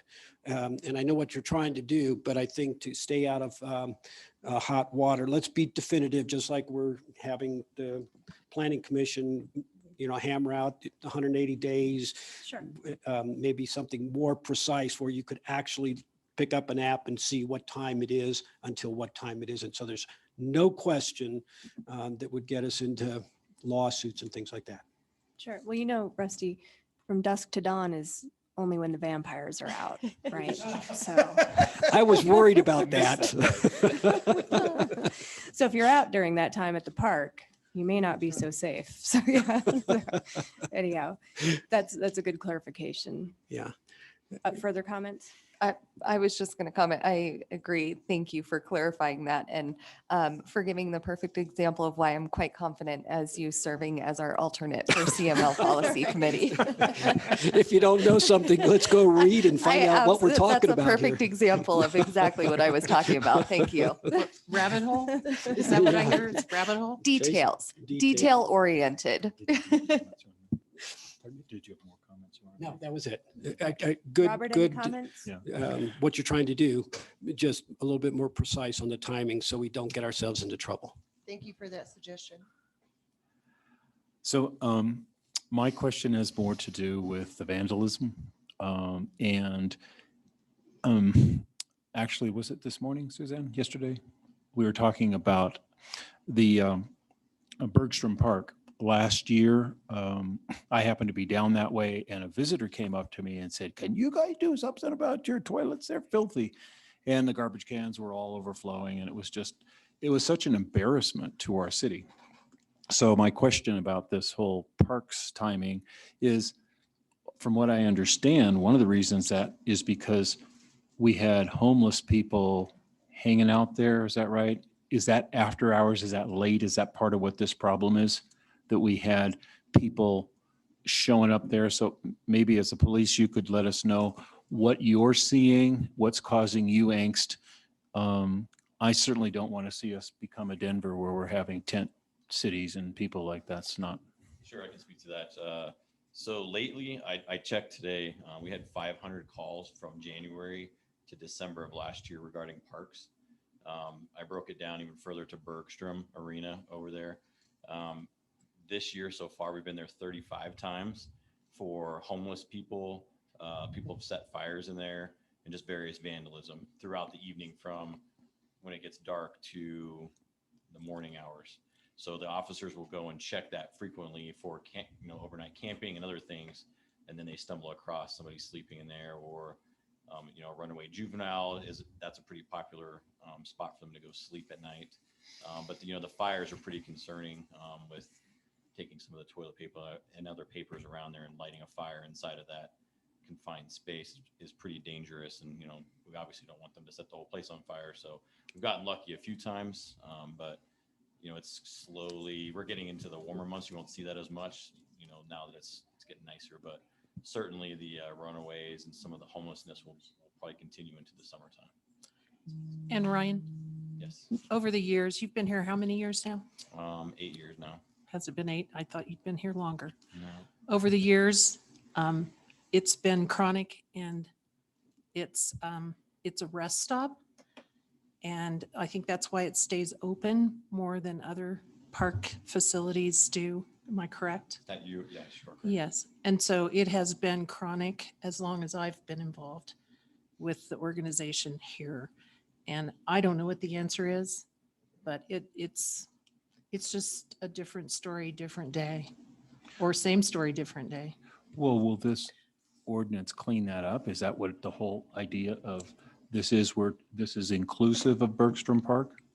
This whole proposal is 30 minutes before sunrise to 30 minutes after sunset on across the board. Is that correct?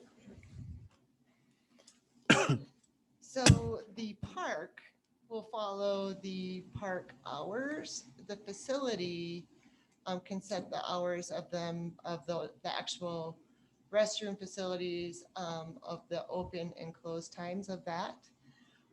At Memorial Park, our restrooms have automatic locks or programmable locks. And so those locks in the summer, I believe, are open from 7 to 8, unless we have reservations, 7 a.m. to 8 p.m. Unless we have reservations that take us longer, and then we can reprogram those locks. And we do something similar with our trailhead as well. I don't know specifically what those hours are, but we could do that at Bergstrom Park for those restroom facilities too. You can program those locks. You could create some. They can lock them. They don't have programmable locks on them right now. We could. I'm pretty sure I'm not lying to you, right, Robin? Okay, so yeah, I'm not lying to you.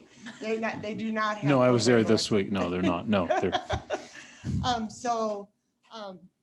think when it's cost effective for us to be able to start putting those programmable locks on there, they might consider doing that. But they can look at getting those locks locked or the facilities locked at a different time if need be than the park hours. Now I'm Did I confused. answer you? Well, now I'm confused, because if we're going to go 30 minutes before sunrise to 30 minutes after sunset, why would we not adhere to that? Except for like where they're having hockey or where they're having football game or something like that. I think it's dependent on, and you can help me, when they're finding the time of vandalism. So if it's happening outside of 10 o'clock, because as Kelly indicated, the restrooms at Bergstrom Park don't lock at this time. They remain, is that correct, Robin? They stay open 24/7, the restrooms. So the restrooms can be locked to help us with that vandalism in those facilities. And that can be set outside of a different hour of the actual availability of the park. I'm being clear as mud. I can see it in your face. No, I'm clear as mud. Yeah, I'm a bit of an open book. You're right. So the example is like Memorial Park. Memorial Park's open until 10 o'clock p.m. However, the facilities are programmed, facilities being the restrooms, are programmed to lock at 8 p.m. Here's why I'm confused. Maybe you guys aren't.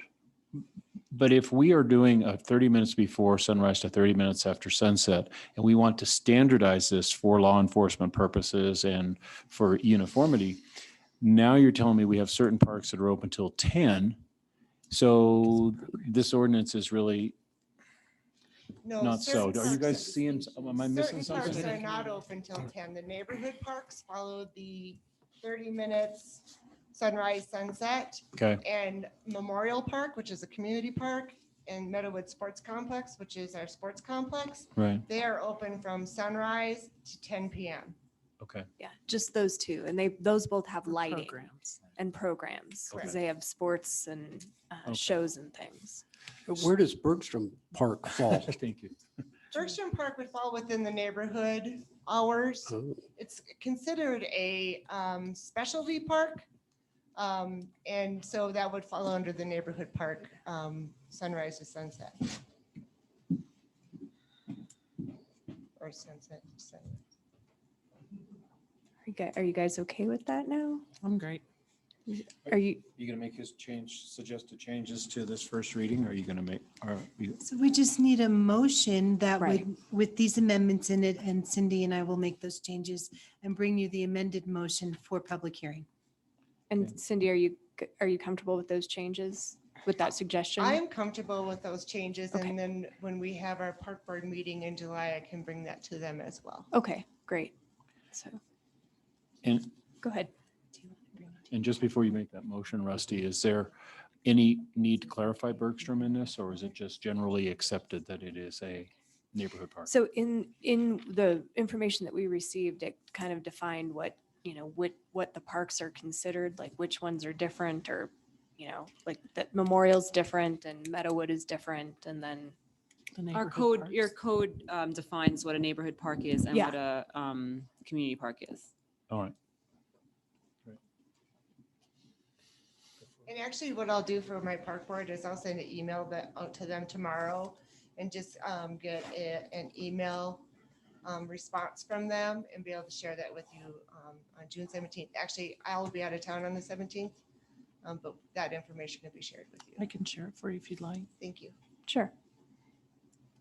Ready You for guys feel- motion? Yeah, do you guys feel comfortable? Yeah. Okay, Okay, I'm going to try to do the motion Okay. properly. all right. Okay, I'd like to make a motion to approve ordinance number 1398, series 2021, and ordinance amending chapter 14 of the Woodland Park Municipal Code to repeal and reenact section 14.04.030, number 25, concerning hours of closure of city parks on initial posting, and set the public hearing for June 17, 2021, with the amended language replacing dusk till dawn with 30 minutes after sunset until 30 minutes prior to sunrise. And then would the same be true for community parks where it says 10 p.m. to dawn? Should it say, is your intent that it says 10 p.m. to 30 minutes before sunrise? That language would not need to be amended. That's what the language was in the proposed ordinance. I thought it was 10 p.m. It's dawn. Oh, that's correct. It said, So in addition it to my consistent. previous motion to change the language for the community parks from 10 p.m. to dawn so that it reads 10 p.m. to 30 minutes before sunrise. Otherwise, those vampires will try to hang out. Otherwise, the vampires will get you. I'll second. Aside, yeah, I was gonna say, aside from the vampires. Second. Neil, Yes. Zulawaga, Yes. Alfieri, Yes. Case, Yes. Labar. Yes. Thank you. Motion carries as amended unanimously. And Commander Ryan, I hope that helps you with clear, specific times. And you know what I remembered? Is there anybody here to speak on that? Public speaking? Oh. Public comments. Oh, yeah, right. Any public comments? Way to go, Hillary. I don't see any from the audience, and I do not see any hands raised on Should be Zoom, active. so I know. but- Thank you very much for the discussion and your suggestions. Thank you. Gotta find one of those dusk watches. And we're on to item number 9, which is public hearings. And 9A is to hear approval ordinance of 1395, and Sally Riley will be presenting. Thank you, Mayor Pro Tem.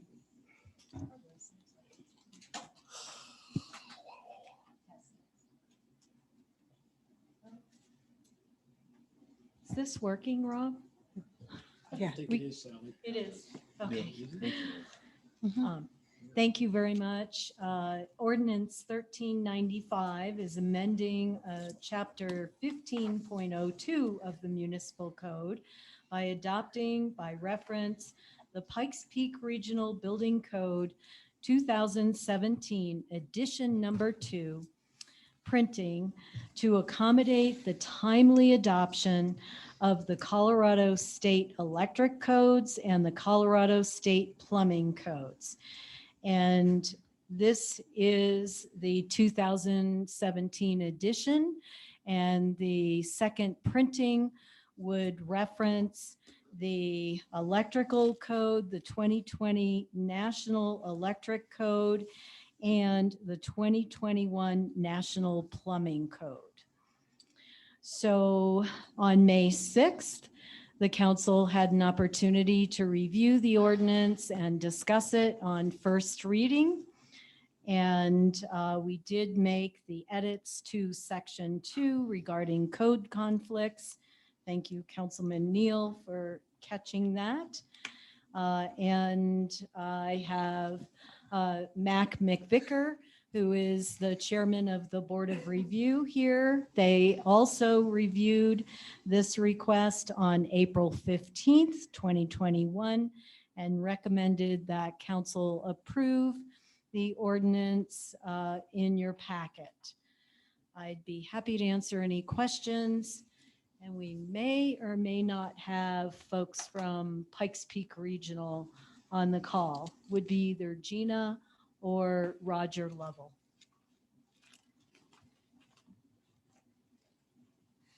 I do see Roger's name. I will bring him in just in case anyone has any questions or he has anything he'd like to add. Good afternoon or good evening, Mayor Pro Tem and Council. I'm evening. here to answer any questions you might have. All right, council, any questions or comments? I'm seeing none. So. Wow, that's a first. All right, so if I can get a motion from council then. Public comment, Oh. Thank you, Sally. One day. One day. I am not seeing any members of the audience, and I do not see any hands raised on Zoom. Let me double check. Nope, seeing none. Now may I please have a motion? I will move to approve ordinance 1395, series 2021, amending chapter 15.02 of the municipal code of the city of Woodland Park as presented. It's chapter 14. Chapter who? Oh, no, you're right. 15. 1502. 02. Second printing, you don't want to go to that? Are you done? I'm done. I'll second it. Thank you. Thank you. Zuluaga, Yes. Alfieri, Yes. Case, Yes. Labar, Yes. Neal. Yes. Thank you. Motion carries unanimously. Thank you very much, and we greatly appreciate working with Pikes Peak Regional Building Department and Roger Lovell and his team. They're awesome. Thank you, Sally. Thank you, Mr. Lovell, for attending. Thanks, Mac. Thank you, Thank you, everyone. Mac. All right, we're moving on to 10, new business. And we have item 10A, approval of the dedication of a memorial plaque for Mayor Valcar. And the presenter is Suzanne Leclerc. Thank you, Mayor Pro Tem and Council. As Council will recall, we brought to the Council Resolution Number 874, Series 2021, which established the Naming and Memorial Committee that was adopted by Council on April 15th, 2021. City Manager Michael Lawson received a letter from Commissioner Dan Williams asking that the existing pavilion in Memorial Park be dedicated to honor the memory of Mayor Val Carr. On May 20th, the Memorial Naming Committee met. As per Resolution 874, the committee members consisted of City Manager Michael Lawson, City Clerk Suzanne Leclerc, Parks and Recreation Director Cindy Keating, Mayor Pro Tem Hillary Labar, and Councilmember Kelly Case. The committee reviewed the request from Commissioner Williams and would like to ask council to approve this memorial plaque to be placed at the pavilion in Memorial Park. I've also included in your packet the letter from Commissioner Williams. Thank you. Council, any questions or comments? I don't have any questions about Mayor Val Carr's plaque, but I noticed the letter is what initiated the process from Commissioner Williams. Does a letter like that or some sort of an initiation action, is it necessary to start any kind of a review for something for, say, former Mayor Neil Levy? There will be. There will be. Yes. Okay. Yeah. Yep. That is part of the process, though, that a letter be received, a letter from someone asking the committee to review that. And have you received a letter for Mayor Levy? Not at this moment, but I do believe it will be forthcoming. Thank you. I do have a question as far as funding for this plaque. Any information on that? Do you want me to answer? It's coming out of council's budget. Okay. Because it's for a late mayor. It's coming out of the council budget is where it's been designated to come from. Okay. And I have a question with regards to this process. So I know we voted on there being this committee. What's to temper the number of requests we get from all sorts of people about this? I mean, anything, because renaming and dedicating things around town, I've experienced in the past can get out of hand, not in disrespect to the people they're naming after, just can get out of hand. So what's to temper this, rein it in, keep it reasonable? We've created this new group that does that. So is there some sort of filters? Is there some sort of checklist that we can be assured that we're not going to get somebody who goes, you know, my dog died and I really want to have it remembered somewhere? If you look and reread the resolution 874, Yeah. it lays it out quite clear in there, the reasons that people may be nominated. The mayor plaque, the mayor has to is deceased. If it's a changing the name of a facility, there's clear and concise criteria that needs to be met that the committee will look at and review before changing the name of a facility. So if you just take a look at that resolution, it will refresh your memory on what the requirements and criteria are. All right, thank you.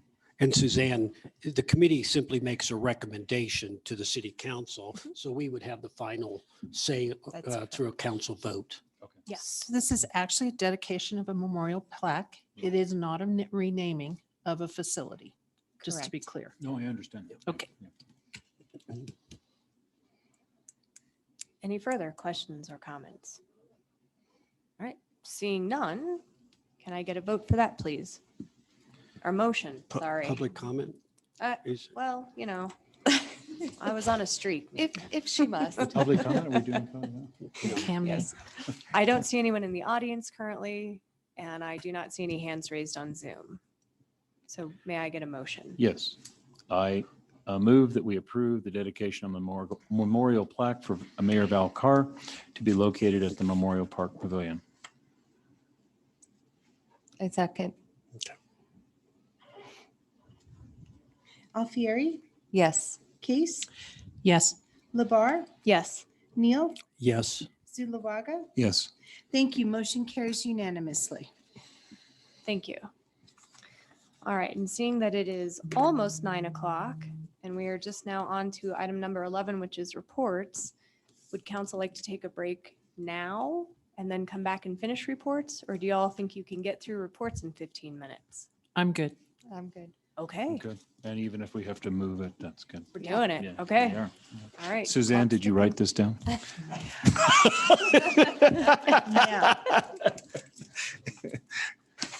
It's sorry, it's just a standing joke. But I did guess the time. Suzanne has a long history of predicting when council will finish. I'm And- going to be very close this evening.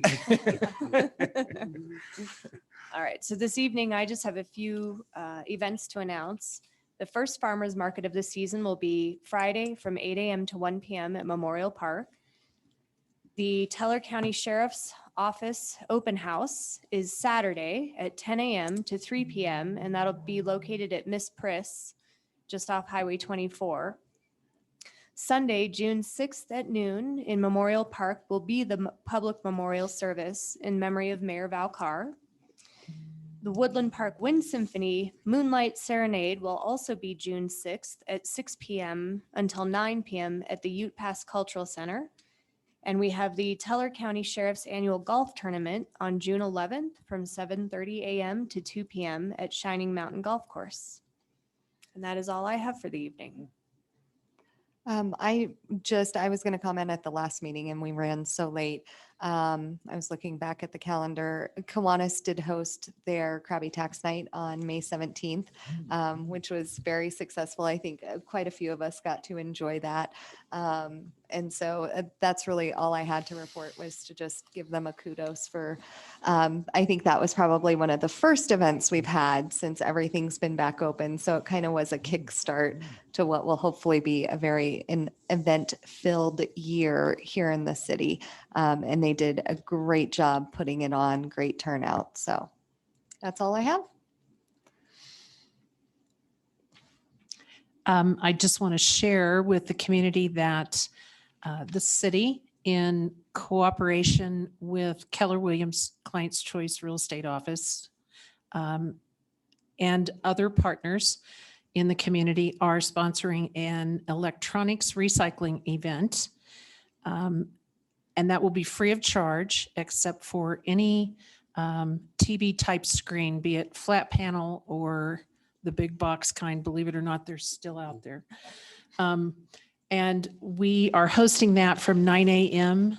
to noon at the city's Public Works facility. I think it's 2140. If not, it's 2410. It is 2410. Thank you, Robin. Rampart Range Road. And that's past the middle school. And then again on July 17th at that same location, there will be a shred event. Shred It will be providing shredding services to the community as well. So put those on your calendar and take advantage of that. June 26th, 9 to noon. They're both from 9 to noon. 2410 Rampart Range Road. Thank you. Rusty? I actually have no reports. Our Keep Woodland Park Beautiful will be meeting this coming Monday. I'll send you the invite. Speaking of keeping Woodland Park beautiful, figuratively, Main Street had their citywide cleanup and window washing and sweeping of sidewalks and things just after our last council meeting. There was somewhere between 20 and 30 volunteers. This is great to see the energy of people getting together and taking pride in our city. Went really well. I'd love to see, just putting it out there, I'd love to see Main Street and Keep Woodland Park Beautiful partner on those events and do them. I mean, after we finished, I'm thinking we got to do this once a month, you know, as a way of really moving forward and having our city clean. Because there's a whole bunch of sand and a whole bunch of dirt and a whole bunch of chemicals and stuff that hit our businesses in the main street over the winter. And it makes a small dent in it, but we could certainly partner up together and make it more. So just putting it out there. I know you're moving on and Stephanie's taking that role, but just putting a bug in your ear. I will be putting an email together for Sarah Horwood, who is our new chairman. Oh, okay. And mention that. Mention it to her. Okay, good. In a Awesome. transition. Yeah. Okay. Mr. you want to say something? No. Oh, you look like you're going to. And the other thing is, the DDA is moving forward. Pretty exciting what's happening with some grounds improvements over at Woodland Station. They all met along with our planning director, Sally Riley, this morning to look at what can be done simply without going into a lot of permitting and issues. I think, Robin, you're going to be invited in that discussion here coming up, so you'll be able to weigh in on that. But we're looking at being able to plant grass on a large part of it that right now is kind of that red gravelly stuff. We're bringing in some mulch and things like that. So all the plans are moving forward that should be a usable space while we find alternatives for either development through someone like Mike Williams or real estate development as Al is working on. So moving forward, it's good stuff. It's good to see the excitement about it. By the way, Main Street looked great after you guys were finished with the cleanup. I'm sorry I couldn't be there, Well, but it looked really sharp. You guys did a great job. Thank you. I'll pass. that I along. do have a question. Yeah. And it comes from the words that were selected when we had the DDA give the presentation.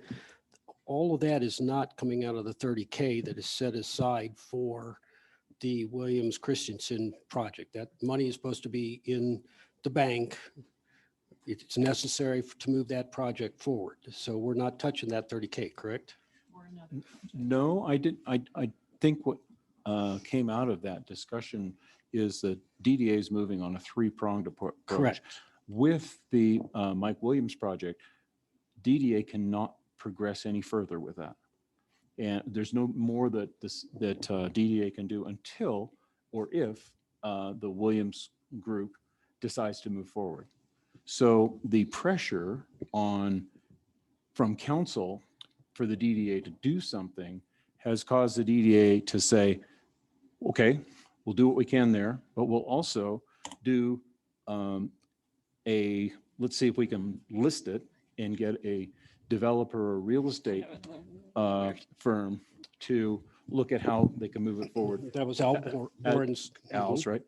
And the third part of it is to do a property staging, get it cleaned up, get it looking sharp so that when people come to utilize that area through the summer, different times, we may attract somebody who comes to town and goes, wow, look at this space, and has the opportunity to visualize something that they can do. So we're trying to make it as favorable to not being tied by anybody to say, oh, well, this guy has a contract with us, but not exercising it.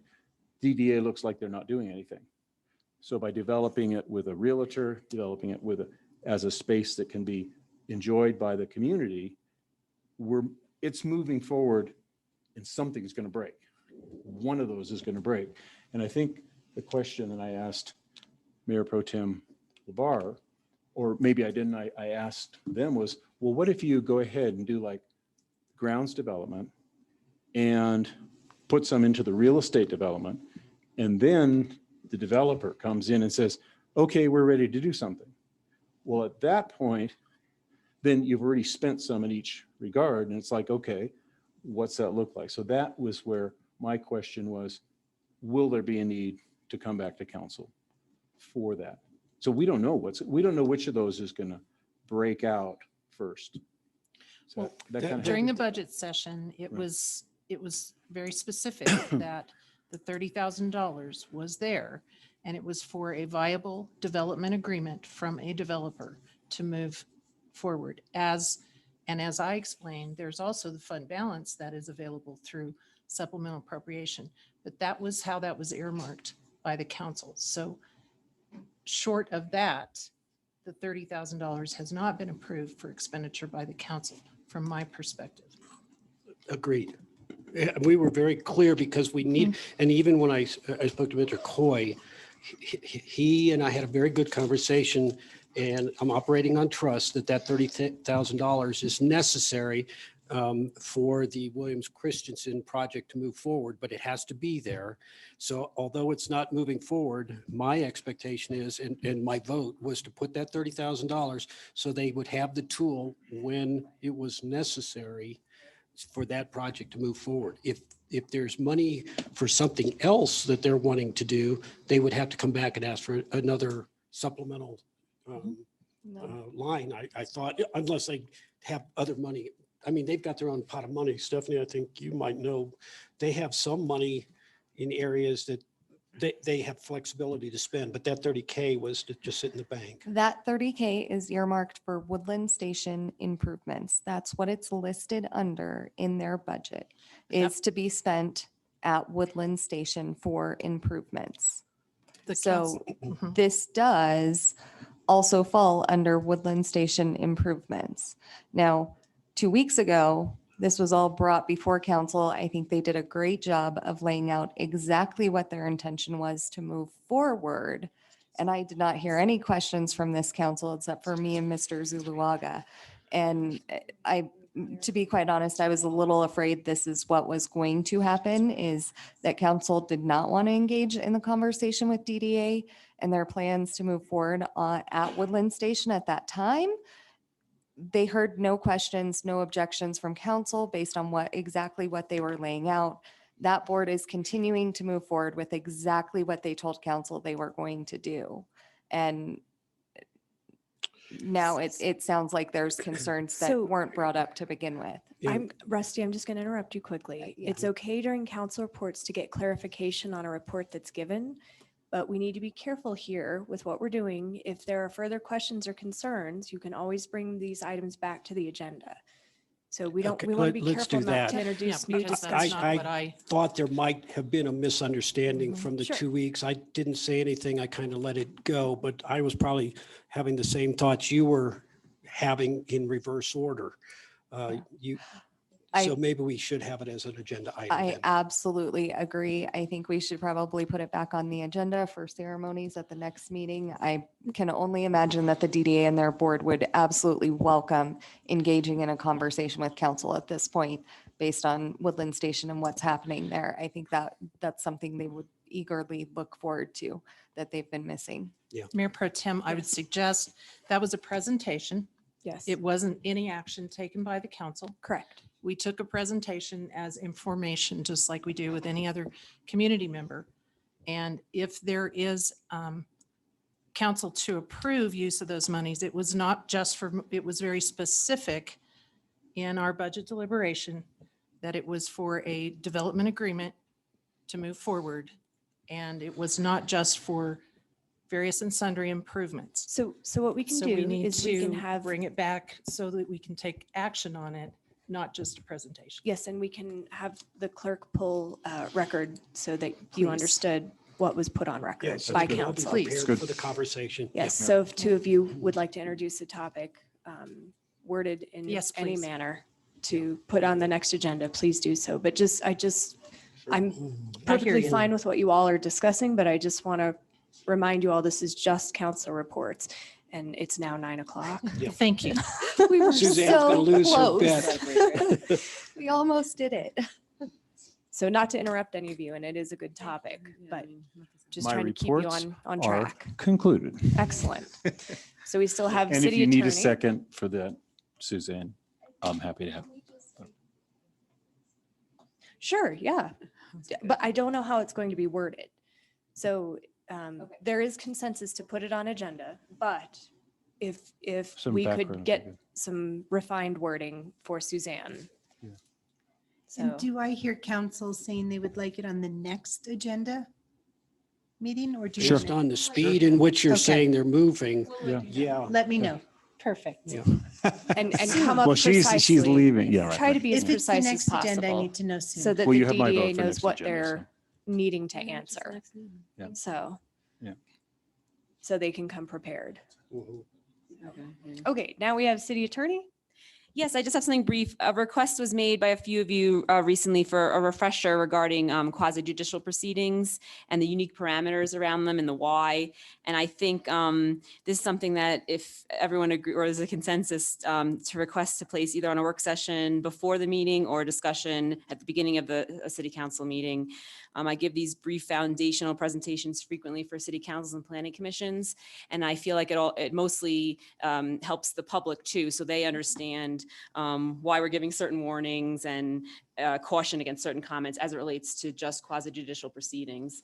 I find again that it helps even the public more than the board. So since I was requested, I would hope that we could do that probably on July 1st, next time I'll be here, if you all still think that's a good idea.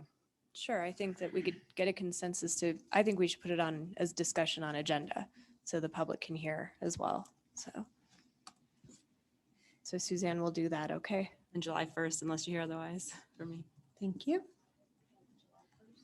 Because I'll be there. Will you not be there? Or if you July be there. 4th. I just, when you said July 1st, quite oftentimes, correct me if I'm wrong, Councilmember Case, sometimes that meeting is skipped because of the holiday. But we haven't really discussed that yet. Yeah. A lot of times that first meeting in July is skipped because of the It's holiday. on- yeah. It's usually skipped if it falls like, if 4th Day of July. before, day Yeah. after. If the 4th is on the weekend, it's, A if it's lot of Saturday, times it's that first Friday. meeting in July is skipped because of the holiday. Okay, we got your point. The world is telling You don't us have to to repeat skip There's an that echo. meeting. If the holiday falls on a Saturday, Friday is the day off. If the holiday falls on Sunday, Monday is the day. And that's what it is this year. The 4th is on a Sunday. The day off for the city and is Monday. So the Thursday should not be a problem this time. And I'll try this again. I'm a little scared at this point. I'm going to hear myself come back again. So I have no problem making that meeting. It was a thought going, okay, how close is that to 4th of July since those are often skipped? But I think that's fine.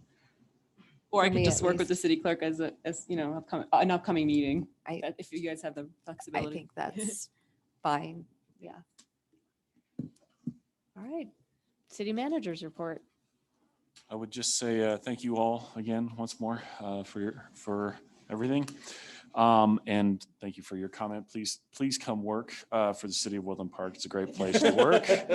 And quite seriously, you do get to make a difference in your community. You get to serve the people you live alongside, you go shopping with. It's a really cool thing. Public service is a great way to give back. It's a cool thing to do, usually just not right now. So we do need you. Please apply. And just finally, I did want to give an additional set of kudos to Cindy, who's been pulling double duty, and Ryan Squires, who've just made amazing lemonade out of the lemons that COVID has handed them at the WAG. So thank you to you all and your staff and Lane and all the rest. So that's all I got. Thank you, Cindy. All right, looks like this meeting is adjourned. Thank you very much, council. It was a great meeting. Thank you. Huh?